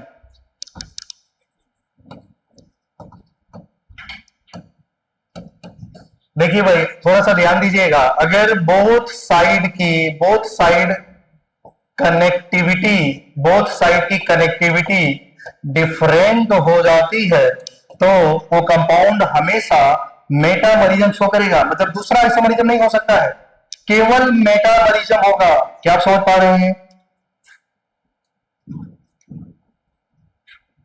तो अब मुझे बताइए, अगर मान लो ऐसा लिखा था CH3 CH2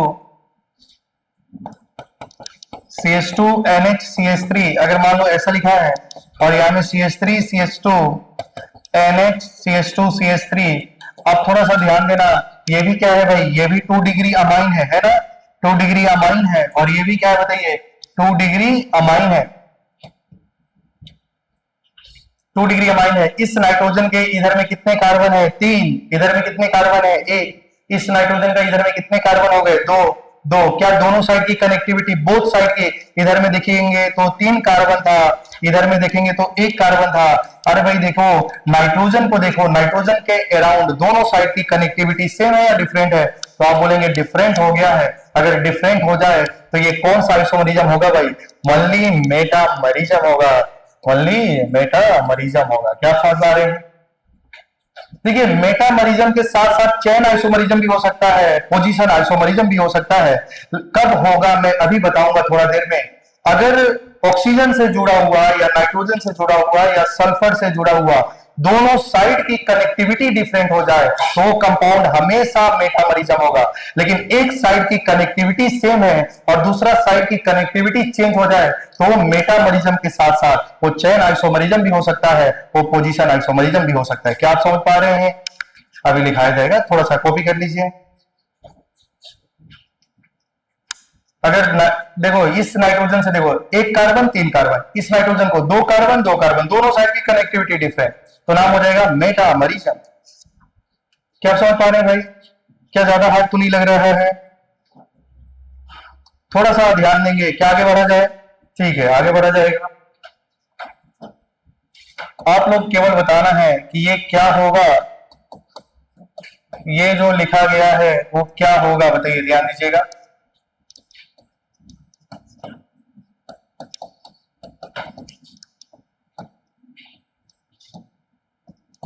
जैसे ऐसे लिखा हुआ है, अब बताइए ये क्या है? बताइए देखिए क्या है, कौन सा फंक्शनल ग्रुप है भाई? एस्टर। क्या लिखा है? एस्टर। अरे भाई एस्टर है ना ये। और ये भी बताइए क्या है? एस्टर। तो बताइए ऑक्सीजन की कनेक्टिविटी किस किस में चेक करते हैं? ईथर एस्टर एनहाइड्राइड, इसमें चेक करते हैं भाई, ईथर एस्टर एनहाइड्राइड। अब सोचो भाई, ऑक्सीजन से जुड़ा हुआ ये ग्रुप है और ये ग्रुप है, क्या आप समझ पा रहे हैं? अब इधर देखेंगे, ऑक्सीजन से जुड़ा हुआ ये ग्रुप है और ये ग्रुप है। आप मुझे बताओ, दोनों ग्रुप सेम है, डिफरेंट डिफरेंट है? डिफरेंट डिफरेंट है। तो ये वनली क्या शो करेगा? मेटामरिज्म। क्या शो करेगा? Only metamerism. अब थोड़ा सा ध्यान दीजिए, क्या मैं पूरा ध्यान दे रहे हैं? इधर देखिए, इसका नाम लिखना है तो क्या लिखा जाएगा? मैं बोला था कि जब भी एस्टर से नाम लिखना है, एस्टर का नाम लिखना है, तो ऑक्सीजन से जुड़ा हुआ ग्रुप को पहले लिखते हैं। बताओ इसका नाम क्या है? साइक्लोहेक्साइल। क्या नाम हो जाएगा? साइक्लोहेक्साइल। और क्या नाम हो जाएगा? बेंजोएट। अरे भाई, बेंजीन कार्बोक्सिलिक एसिड, ये तो एस्टर है ना, तो बेंजीन, तो क्या नाम हो जाएगा? बेंजोएट। क्या नाम हो जाएगा बोलिए? बेंजोएट। अरे भाई, एस्टर का नाम होता है ओएट, इसका नाम क्या है? बेंजोएट। क्या समझ पा रहे हैं आप? अच्छा बताइए, इसका नाम लिखना है। अब बताओ, क्या ऑक्सीजन से जुड़ा हुआ ये ग्रुप है, इसका क्या नाम होता है? फिनाइल होता है। क्या नाम होता है? फिनाइल होता है। तो इसका नाम क्या हो जाएगा? फिनाइल हो जाएगा। अब देखो, मैं बोला था ना कि एरोमेटिक कंपाउंड का नाम, उसका कॉमन नाम जो होता है वही उसका आईयूपीएसी नेम लिखते हैं। अरे भाई, ये तो एरोमेटिक नहीं है, तो बताइए इसका नाम क्या हो चुका है? इसका नाम तो हो चुका है फिनाइल, और इसका नाम क्या होगा? Cyclohexane 1 carboxylate. क्या आपको याद है क्या? अगर एस्टर का कार्बन पीसीसी में काउंट नहीं होता है तो नाम क्या हो जाता है? कार्बोक्सिलेट हो जाता है। तो इसका नाम क्या हो जाएगा? फिनाइल साइक्लोहेक्सेन 1 कार्बोक्सिलेट हो जाएगा। क्या आप समझ पा रहे हैं? तो आप मुझे बताइए, क्या दोनों कंपाउंड सेम सेम है, डिफरेंट डिफरेंट है? डिफरेंट डिफरेंट है। तो ये बताइए, ये हमेशा क्या शो करेंगे? वनली मेटामरिज्म शो करेंगे, वनली मेटामरिज्म शो करेंगे। समझ में आ रहा है नहीं आ रहा है भाई? समझ में आ रहा है? देखिए, अरे ऑक्सीजन को देखो, और दोनों ग्रुप, इधर में क्या था? साइक्लोहेक्साइल, उधर में क्या हो गया? फिनाइल, इधर में ये कंपाउंड, इधर में क्या? ऑक्सीजन के रिस्पेक्ट में दोनों कनेक्टिविटी, ऑक्सीजन की दोनों ये जो ग्रुप लगा हुआ है डिफरेंट हो चुका है, तो नाम हो जाएगा मेटामरिज्म। क्या फंक्शनल ग्रुप सेम है या डिफरेंट है? तो आप बोलेंगे सेम है। अरे ये भी ईथर है, ये भी क्या है? ईथर है। और ये भी क्या है? बोलिए, ईथर है कि नहीं? अच्छा बताओ, इस ईथर का नाम लिखना है तो क्या लिखेंगे? अरे भाई, पीसीसी में कार्बन 1 2 3, 1 में क्या लगा हुआ है? मिथॉक्सी, तो नाम क्या हो जाएगा? बताओ, 1 मिथॉक्सी। क्या नाम हो चुका है? 1 मिथॉक्सी। और प्रोपेन हो गया है क्या? लेकिन अगर मान लो इसका पीसीसी में काउंट करें तो पीसीसी में कितना कार्बन हो चुका है भाई? 3, लेकिन 2 में लगा हुआ है मिथॉक्सी, तो नाम क्या हो जाएगा? 2 मिथॉक्सी। क्या हो जाएगा? 2 मिथॉक्सी प्रोपेन। क्या आप समझ पा रहे हैं? आप मुझे बताइए, ये ऑक्सीजन को देखो, क्या इधर में कितने कार्बन? इस ऑक्सीजन को देखो, कार्बन कितना हो गया? 1। इधर में कार्बन कितने हैं?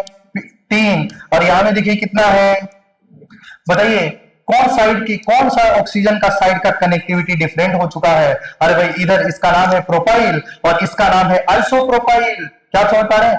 अरे भाई, CH के बगल में CH3 तो नाम होता है आइसो। क्या समझ पा रहे हैं भाई? तो इसका नाम है तो प्रोपाइल, लेकिन इसका नाम आइसोप्रोपाइल। आप मुझे बताओ, क्या एक साइड की कनेक्टिविटी तो सेम है, दूसरी साइड की कनेक्टिविटी तो डिफरेंट हो चुका है, लेकिन बताओ क्या इसको मेटामरिज्म बोल सकते हैं? बोल सकते हैं। लेकिन मेटामरिज्म के साथ साथ ये कौन सा आइसोमरिज्म हो जाएगा? आप मुझे बताओ। चेन की पोजीशन, अरे भाई चेन सबसे पहले ध्यान देंगे, molecular formula same, functional group same, PCC में कार्बन सेम। अरे भाई, साइड ब्रांच भी सब कुछ बताइए, पीसीसी में कार्बन सेम। ठीक है, समझ पा रहे हैं ना? तो आप मुझे बताइए, यहाँ में मिथॉक्सी 1 में है, यहाँ में 2 में है, तो बताइए उसका फंक्शनल ग्रुप का या साइड ब्रांच का पोजीशन चेंज हो चुका है। यहाँ में 1 में लगा है, वहां में 2 में लगा हुआ है। तो आप मुझे बताइए, ये तो मेटामरिज्म होगा, लेकिन मेटामरिज्म के साथ साथ ये क्या भी हो सकता है? पोजीशन आइसोमरिज्म हो सकता है। मतलब ये क्या होगा? ये मेटामरिज्म भी होगा, और क्या क्या भी हो सकता है? और पोजीशन आइसोमरिज्म PI भी होगा। क्या समझ पा रहे हैं भाई? कब ऐसा हो सकता है? मैं बोला था ना कि अगर दोनों साइड की कनेक्टिविटी डिफरेंट है तो हमेशा वो मेटामरिज्म होगा, लेकिन अगर एक साइड की कनेक्टिविटी सेम है और दूसरी साइड की कनेक्टिविटी डिफरेंट हो चुका है तो उस केस में वो मेटामरिज्म के साथ साथ या तो पोजीशन आइसोमरिज्म हो सकता है या तो वो चेन आइसोमरिज्म हो सकता है। आपको देखना पड़ेगा कि क्या है। क्या आप समझ पा रहे हैं? मान लो ऐसा क्वेश्चन आ गया कि कौन सा कंपाउंड मेटामरिज्म के साथ साथ पोजीशन आइसोमरिज्म शो करेंगे, तो आप देख लेना भाई कि एक साइड कनेक्टिविटी सेम, दूसरा साइड कनेक्टिविटी डिफरेंट, तब वो हो सकता है पोजीशन या रिंग हो सकता है या चेन हो सकता है। अभी नहीं समझे क्या आप लोग? क्या समझ पा रहे हैं? तो कहीं आप लिख लो ताकि आपको समझ में आएगा। आप नोट डाल के लिख लेना, बोथ साइड की कनेक्टिविटी डिफरेंट होगा, बोथ साइड कनेक्टिविटी डिफरेंट होगा, ओनली मेटामरिज्म होगा। If one side connectivity are different तो मेटामरिज्म के साथ साथ चेन या पोजीशन आइसोमरिज्म हो सकता है। क्या समझ पा रहे हैं ना भाई? अगर दोनों साइड की कनेक्टिविटी डिफरेंट तो हमेशा मेटामरिज्म होगा, ओनली मेटामरिज्म। लेकिन एक साइड की कनेक्टिविटी सेम, दूसरा का डिफरेंट, तो मेटामरिज्म के साथ साथ क्या हो सकता है? चयन या पोजीशन हो सकता है। मुझे लग रहा है कि समझ में आ गया, तो मैं आगे बढ़ूंगा। ठीक है, ध्यान दीजिएगा भाई। अब क्या बच जाता है? टोटोमरिज्म। क्या बच जाता है? टोटोमरिज्म। इसको मैं जीओसी 1 में पढ़ाऊंगा। कहां में पढ़ाऊंगा भाई? जीओसी 1 में पढ़ाऊंगा।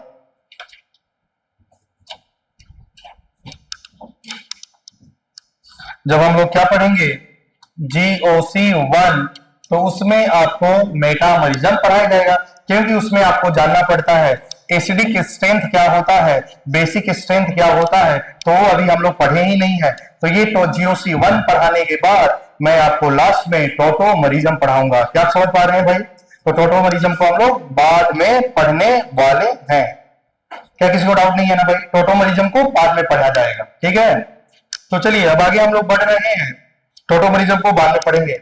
अब आपका क्या होता है कि आपका क्वेश्चन कैसे आता है?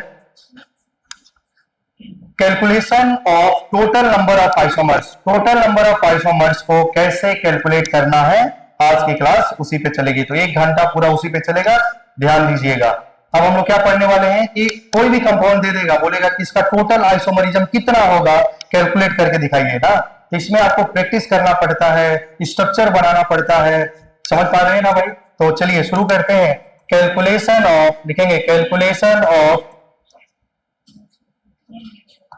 Total number of isomers. Calculation of total number of isomers.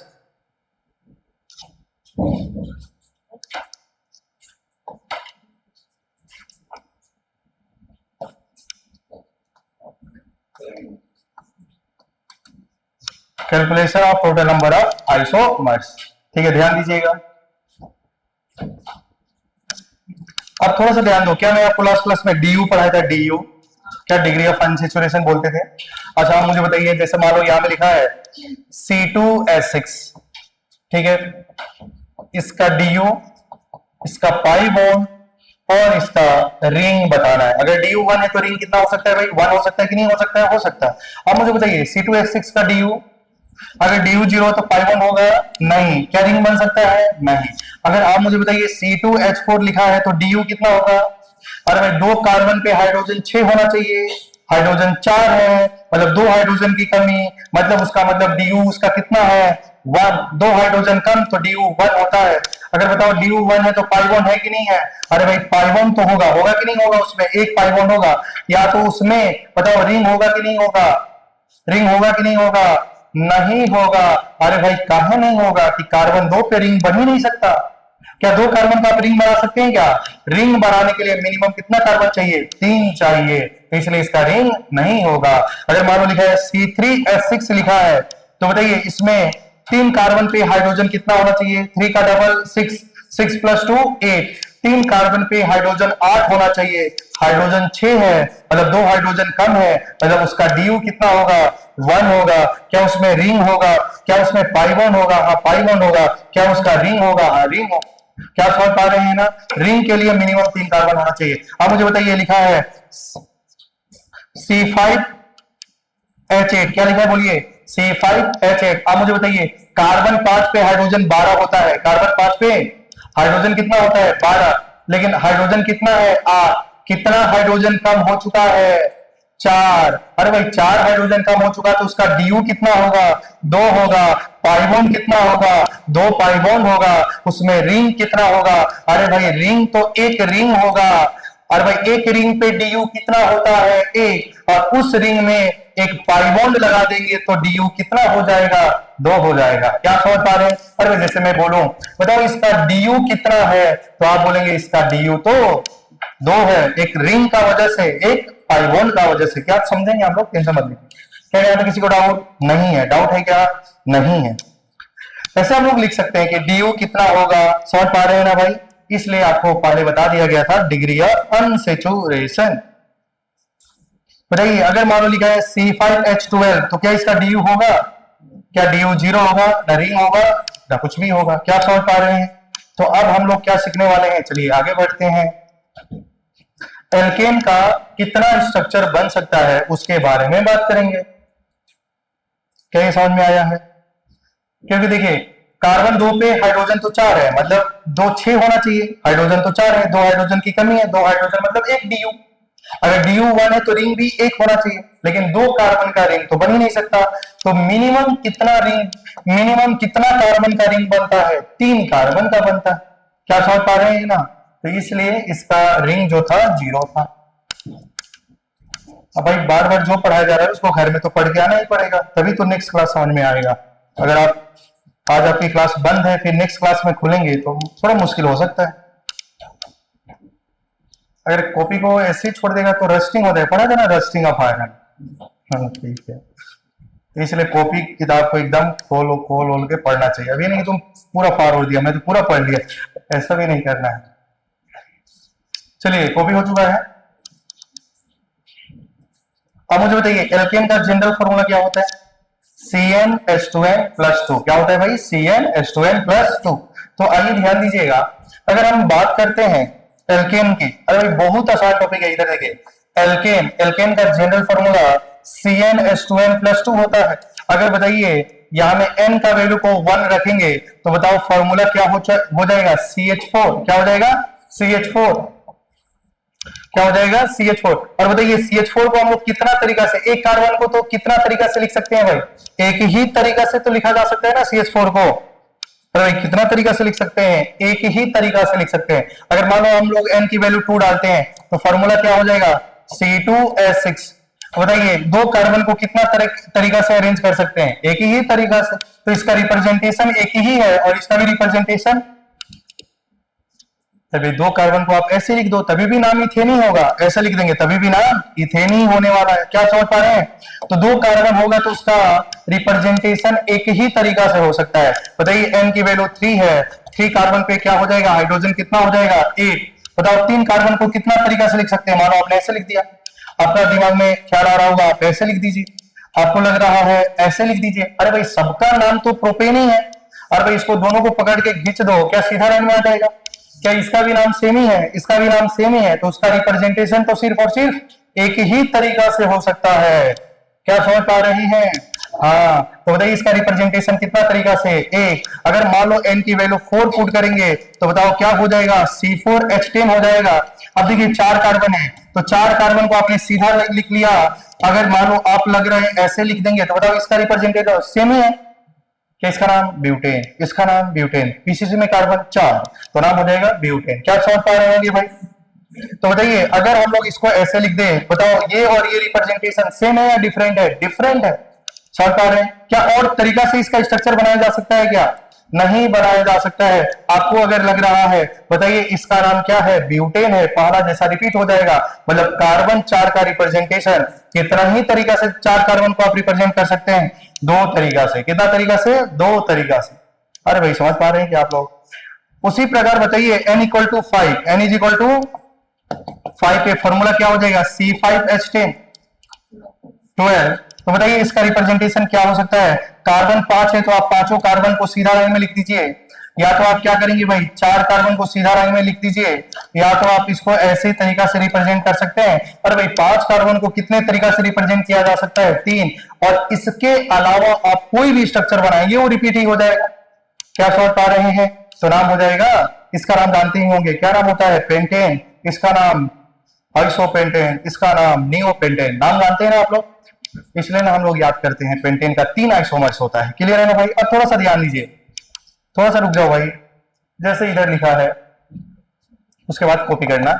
6, अगर बताओ 6 पे कितना फॉर्मूला, C6H14।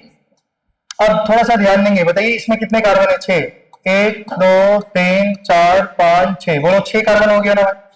अब आपको क्या करना है, 5 कार्बन को लेना है। क्या करना है, 5 कार्बन को, और इसको सेकेंड नंबर में लगा दो। नाम क्या हो जाएगा, 2 मिथाइल पेंटेन। अब इसको घुमा दो, अरे भाई घुमा दीजिए। अब बताइए इसको यहां में कर दो, ये और ये सेम है, डिफरेंट है, डिफरेंट है, अरे भाई डिफरेंट है। इसका नाम हो जाएगा 3 मिथाइल पेंटेन, और इसका नाम क्या हो जाएगा, 2 मिथाइल पेंटेन। अब क्या करना है भाई, अगर आप इसको यहां में उठा के लेके चले जाएंगे तो बताओ ये रिपीटेशन हो जाएगा कि नहीं हो जाएगा। अरे भाई अगर आप सोच रहे हैं ऐसा करने का तो बताओ ये और ये सेम हो चुका है कि नहीं हो चुका है। अब नंबरिंग इधर से हो जाएगी। क्या आप समझ पा रहे हैं भाई? तो यही इतने स्ट्रक्चर बने। अब थोड़ा सा ध्यान दीजिएगा, अगर हम लोग क्या करें, 4 कार्बन को, अब इसको ऐसे लिख दे, बताओ सेम है डिफरेंट है, सेम है डिफरेंट है, डिफरेंट है। नाम क्या हो जाएगा, 2,3 डाई मिथाइल। क्या नाम हो जाएगा, ब्यूटेन। अब थोड़ा सा ध्यान दीजिएगा, अगर हम लोग क्या करें भाई, अब इसको ऐसे लिख दें तो नाम क्या हो जाएगा, 2,2 डाई मिथाइल ब्यूटेन। तो नाम ऐसा होगा, मतलब इसके 5 स्ट्रक्चर बनेंगे। कितने स्ट्रक्चर बनेंगे भाई, 5 तरीका से रिप्रेजेंट किया जा सकता है। और कोई भी स्ट्रक्चर बनाएंगे इसी 5 में से कोई एक होगा। क्या आप समझ पा रहे हैं ना? तो चलिए जल्दी से, बट मैक्सिमम क्वेश्चन आपका नेट में 6 ही कार्बन तक आता है। अरे भाई 7 कार्बन का आएगा तो आप खुद से बनाना। क्या आप समझ पा रहे हैं भाई? चलिए इधर ध्यान दीजिएगा, बताओ इसका 1 कार्बन का रिप्रेजेंटेशन एक तरीका से, 2 कार्बन का रिप्रेजेंटेशन एक तरीका से, 3 कार्बन का रिप्रेजेंटेशन एक तरीका, 4 कार्बन का 2, 5 का 3, 6 का 5। तो क्या याद करेंगे, 1 1 1 2 3 5। क्या याद करना है, 1 1 1 2 3 5। 1 कार्बन का 1 रिप्रेजेंटेशन, 2 कार्बन का भी 1, 3 कार्बन का भी 1, 4 का 2, 5 का 3, 6 का 5। क्या समझ पा रहे हैं? हिंदी में बोला जाए तो 111 235। कुछ भी समझ में नहीं आया, चलिए कॉपी कर देंगे। इसको रट लेना भाई, जब तक ये नहीं रटा होगा तो आगे हो ही नहीं सकता। और ये स्ट्रक्चर भी रटा होना चाहिए। अरे भाई 4 कार्बन का 2 रिप्रेजेंट, एक तो सब सीधा, एक 3 कार्बन को एक में ब्रांच करना है। अभी जल्दी से रटेंगे तभी हम क्वेश्चन कराऊंगा, ठीक है?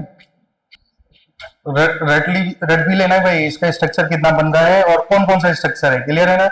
चलिए ठीक है, इसको कॉपी कर लीजिए। क्या इसका नाम लिख सकते हैं, बोलिए, सबका नाम लिख सकते हैं आप लोग। कॉपी हो चुका है क्या?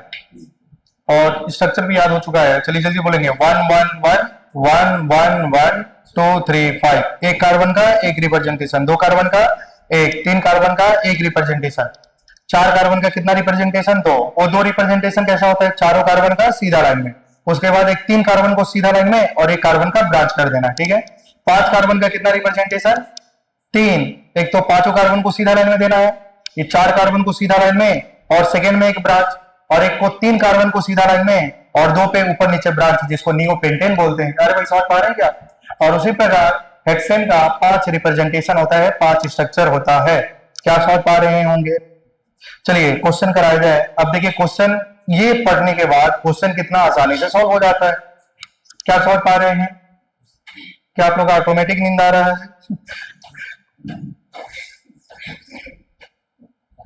Question number 1,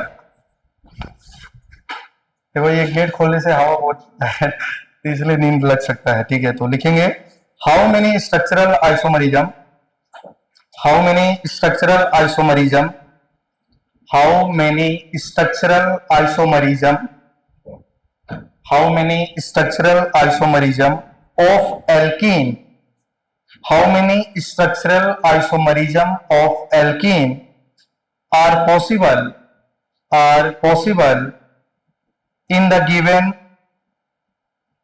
given molecular formula in given molecular formula C4H8, C4H8 क्या समझ पा रहे हैं? देखिए भाई थोड़ा सा बोर्ड पे ध्यान देंगे, C4H8 लिखा है, इसके टोटल कितने क्या बन सकते हैं बताइए?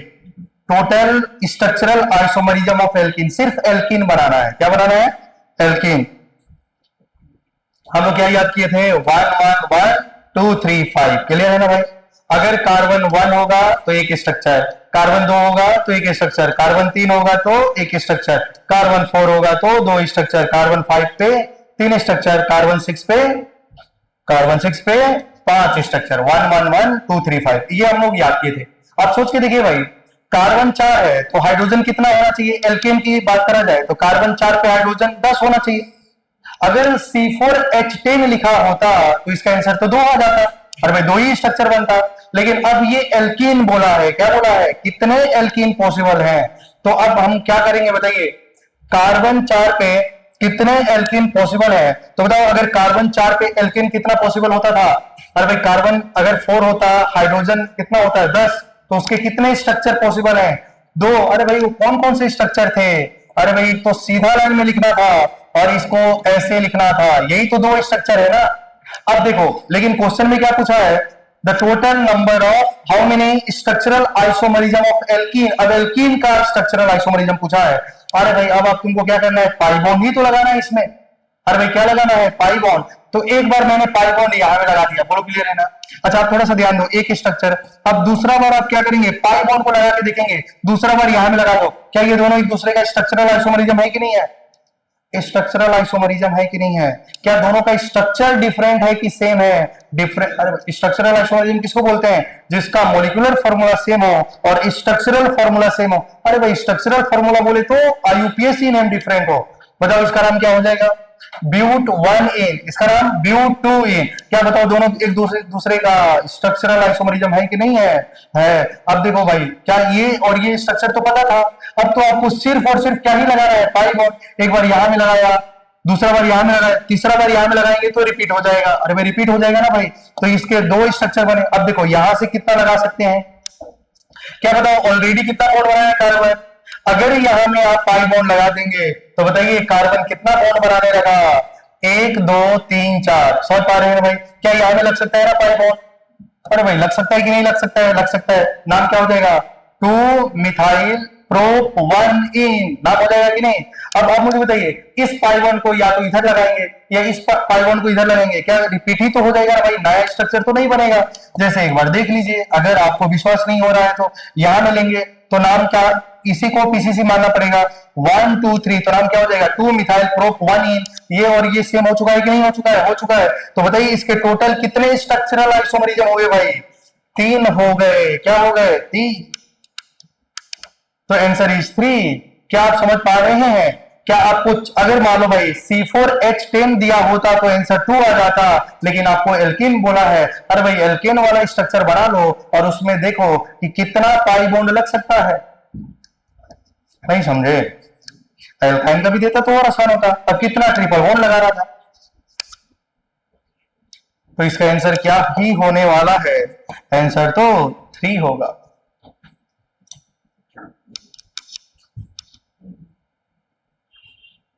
अरे भाई 4 कार्बन का स्ट्रक्चर तो 2 बनता है, 2 बना लेंगे, उसमें पाई बॉन्ड कहां कहां लगाना है वो चेक कर लेना है। अरे भाई इसमें बनाना पड़ता है, कोई शॉर्ट तरीका नहीं है। बस 10 मिनट और भाई झेलिए, उसके बाद छुट्टी कर दूंगा। 3 4 क्वेश्चन को और प्रैक्टिस करा के, ताकि आपको समझ में आए कि बनाना कैसे है। ठीक है, अब यही क्वेश्चन पे एक बार और लिखिए।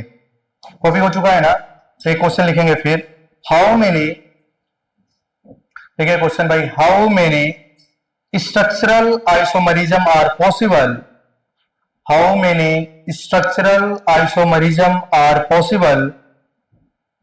How many structural isomerism are possible in given molecular formula? In given molecular formula. In given molecular formula C4H8. Given molecular formula C4H8. समझ पा रहे हैं ना भाई?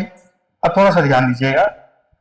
अब यहाँ में क्या बोला? क्या दोनों क्वेश्चन सेम है डिफरेंट है? डिफरेंट है। अरे भाई ऊपर में क्या पूछा था, how many structural isomerism of alkene, सिर्फ एल्कीन पूछा था। लेकिन यहां में क्या पूछा है, how many structural isomerism are possible.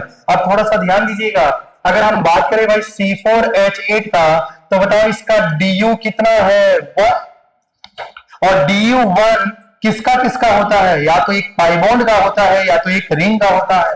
क्या समझ पा रहे हैं? तो क्या इसका मतलब या तो एल्कीन होगा या तो रिंग होगा, दोनों को मिला के आंसर आएगा। क्या समझ पा रहे हैं? अभी देखो कार्बन 4 पे हाइड्रोजन 10 होना चाहिए था, हाइड्रोजन 8 है, 2 हाइड्रोजन कम, मतलब DU हो जाएगा 1। और एक DU किसका होता है, या तो पाई बॉन्ड का एक DU होता है या तो एक रिंग का एक DU होता है। क्या समझ पा रहे हैं भाई?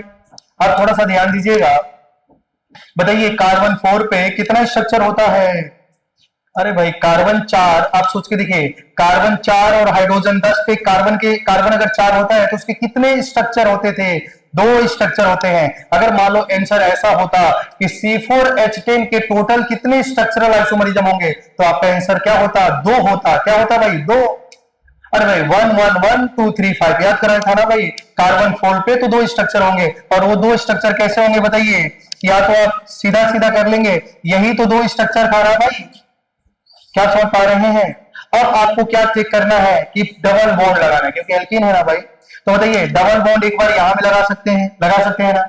अच्छा दूसरी बार बताइए, दूसरी बार यहां लगा सकते हैं, क्या 2 स्ट्रक्चर बन गया? क्या यहां में लगाएंगे? नहीं, रिपीटेशन हो जाएगा। और बताओ इसमें या तो यहां लगा दो या तो यहां लगा दो या तो यहां लगा दो, बात तो बराबर है। तो बताओ एल्कीन से टोटल कितना स्ट्रक्चर मिला, 3। अब देखो रिंग की बात करेंगे, किसकी बात करेंगे, रिंग। देखिए कार्बन कितना है भाई, 4। क्या बताओ, 4 कार्बन को क्लोज कर दो, क्या DU1 हो गया कि नहीं? तो एक स्ट्रक्चर बना। और दूसरी स्ट्रक्चर क्या करेंगे भाई, 3 कार्बन बनाइए और एक करीना को बाहर लगा दीजिए, टोटल कार्बन कितना हो गया, 4। हो गया कि नहीं हो गया? अब आप बताइए, आप लोग क्या ऐसा सोच रहे हैं 3 करीना को बंद करना है, एक करीना को इधर लगाना है भाई, ये और ये तो सेम सेम हो चुका है ना भाई। इसका नाम क्या होगा, 1 मिथाइल साइक्लोप्रोपेन। अब बताइए साइक्लिक वाला कितना, रिंग वाला कितना स्ट्रक्चर मिला, 2, और एल्कीन वाला कितना मिला, 3, टोटल स्ट्रक्चर 5। तो इसका आंसर क्या आ जाएगा बताइए, इसका आंसर तो 5 आ गया है। लेकिन एल्कीन का सिर्फ पूछता तो आंसर 3, रिंग का केवल आंसर पूछता तो 2 होता। अगर टोटल स्ट्रक्चर पूछा है तो क्या आंसर आएगा, 5। समझ पा रहे हैं क्या आप लोग? समझ पा रहे हैं ना? ठीक है भाई, देखो इसका शॉर्ट तरीका नहीं है कि तुमको याद करा दिया जाए, तो एक बना के ही देखना पड़ेगा। एक और क्वेश्चन लास्ट, तो उसके बाद आपका नेक्स्ट क्लासेस होंगी। भाई बहुत इंपॉर्टेंट है, टोटल नंबर ऑफ आइसोमर्स निकालना बहुत इंपॉर्टेंट है, ठीक है। कॉपी हो चुका है क्या ये? अगर मान लो वही क्वेश्चन में केवल पूछता कि find the total number of structural isomerism of alkene, तो आंसर अलग आता। केवल total number of structural isomerism पूछता तो दोनों को देखेंगे। समझ पा रहे हैं ना? अगर रिंग का पूछेगा तो रिंग का देखेंगे। चलिए एक और क्वेश्चन देखिए भाई, अगर मान लो इसको एक क्वेश्चन लिखा जाए, और क्वेश्चन क्या है, C5H10 का स्ट्रक्चरल आइसोमरिज्म निकालना है। देखिए नेक्स्ट क्वेश्चन क्या है भाई, C5H10 है, इसका टोटल स्ट्रक्चरल आइसोमरिज्म बताना है। स्ट्रक्चरल आइसोमरिज्म बताए तो बोलो, अरे भाई वो देख लेंगे कि DU कितना है, और DU अगर 1 होगा तो रिंग और एल्कीन दोनों काउंट हो जाएगा। क्या समझ पा रहे हैं? चलिए इधर ध्यान दीजिएगा, C5H10 लिखा है भाई, बताइए इसका DU कितना होने वाला है, 1 होगा ना, क्योंकि 5 कार्बन पे हाइड्रोजन 12 होता है, हाइड्रोजन 10 है, 2 हाइड्रोजन की डिफिशियंसी है, तो उसका DU कितना हो जाएगा, 1। अगर DU 1 होता है तो DU 1 किसका किसका होता है, तो आप बोलेंगे एल्कीन का होता है 1, और किसका होता है भाई, रिंग का होता है DU 1। क्लियर है ना? अब थोड़ा सा ध्यान दीजिए, अच्छा बताओ, अगर C5, ध्यान दीजिएगा, अगर 5 कार्बन पे 12 हाइड्रोजन होता तो उसका टोटल स्ट्रक्चरल आइसोमरिज्म कितने होते भाई, 3 होते। कितने होते हैं, 3। लेकिन यहाँ में हाइड्रोजन कितना हो गया है, 10 हो चुका है, तो 5 पे तो 3 स्ट्रक्चर होते भाई। वो तीनों स्ट्रक्चर कैसे होते, हम तो पांचों कार्बन को तो पहले सीधे लिख लेते हैं, फिर क्या करते हैं भाई, 4 कार्बन को सीधे लिख के एक ऐसे बना देते हैं और 3 कार्बन को ऐसे। बताइए ऐसे ऐसे होता कि नहीं होता, होता है ऐसा।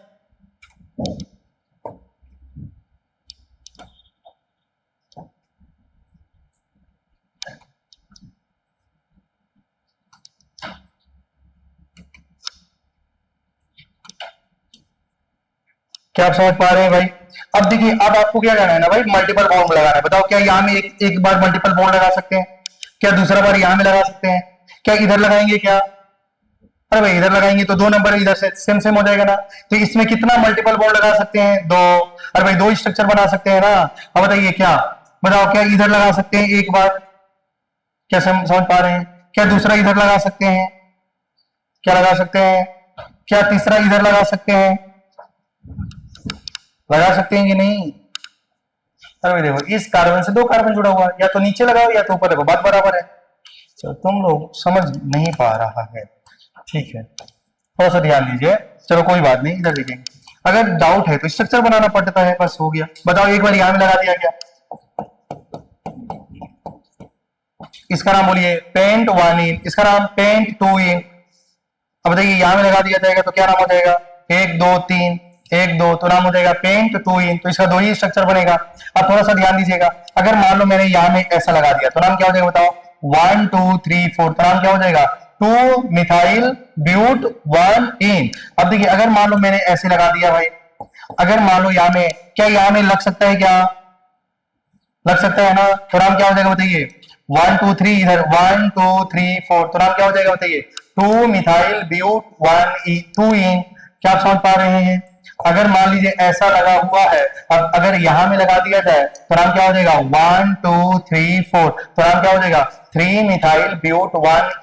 समझ पा रहे हैं? क्या तीनों सेम सेम है या डिफरेंट डिफरेंट है? डिफरेंट डिफरेंट है। क्या आप समझ पा रहे हैं? अब आप मुझे बताइए, क्या यहां में लग सकता है क्या डबल बॉन्ड? अरे भाई जैसे ही लगेगा करीना तो 5 बॉन्ड बनाने लगी, जो कि इस जन्म में पॉसिबल नहीं है। अरे भाई कार्बन तो मैक्सिमम कितना बॉन्ड बनाता है? 4। मतलब यहां में पाई बॉन्ड लगेगा ही नहीं। तो आप मुझे बताइए इसके टोटल कितने स्ट्रक्चर हो गए? 1 2 3 4 5।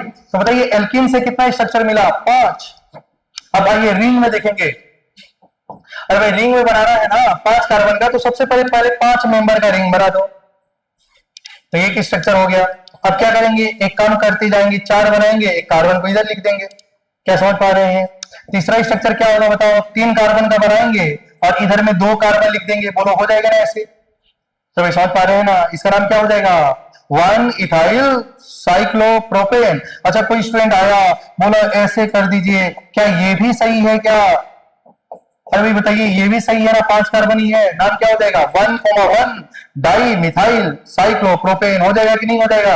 अब बताइए अगर ये फोर्थ हो गया, और ये अगर मान लो हम लोग ऐसे लगा लेते हैं, यहां में CH3 यहां में CH3, बताओ सेम सेम है या डिफरेंट डिफरेंट है?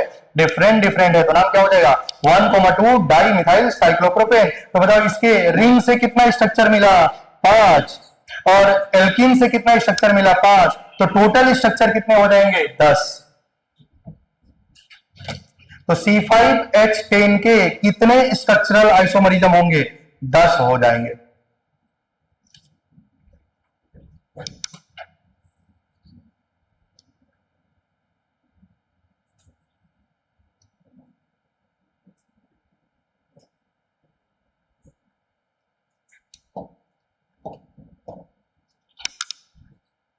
समझ पा रहे हैं आप लोग? तो ये 10 स्ट्रक्चर बनेंगे C5H10 के।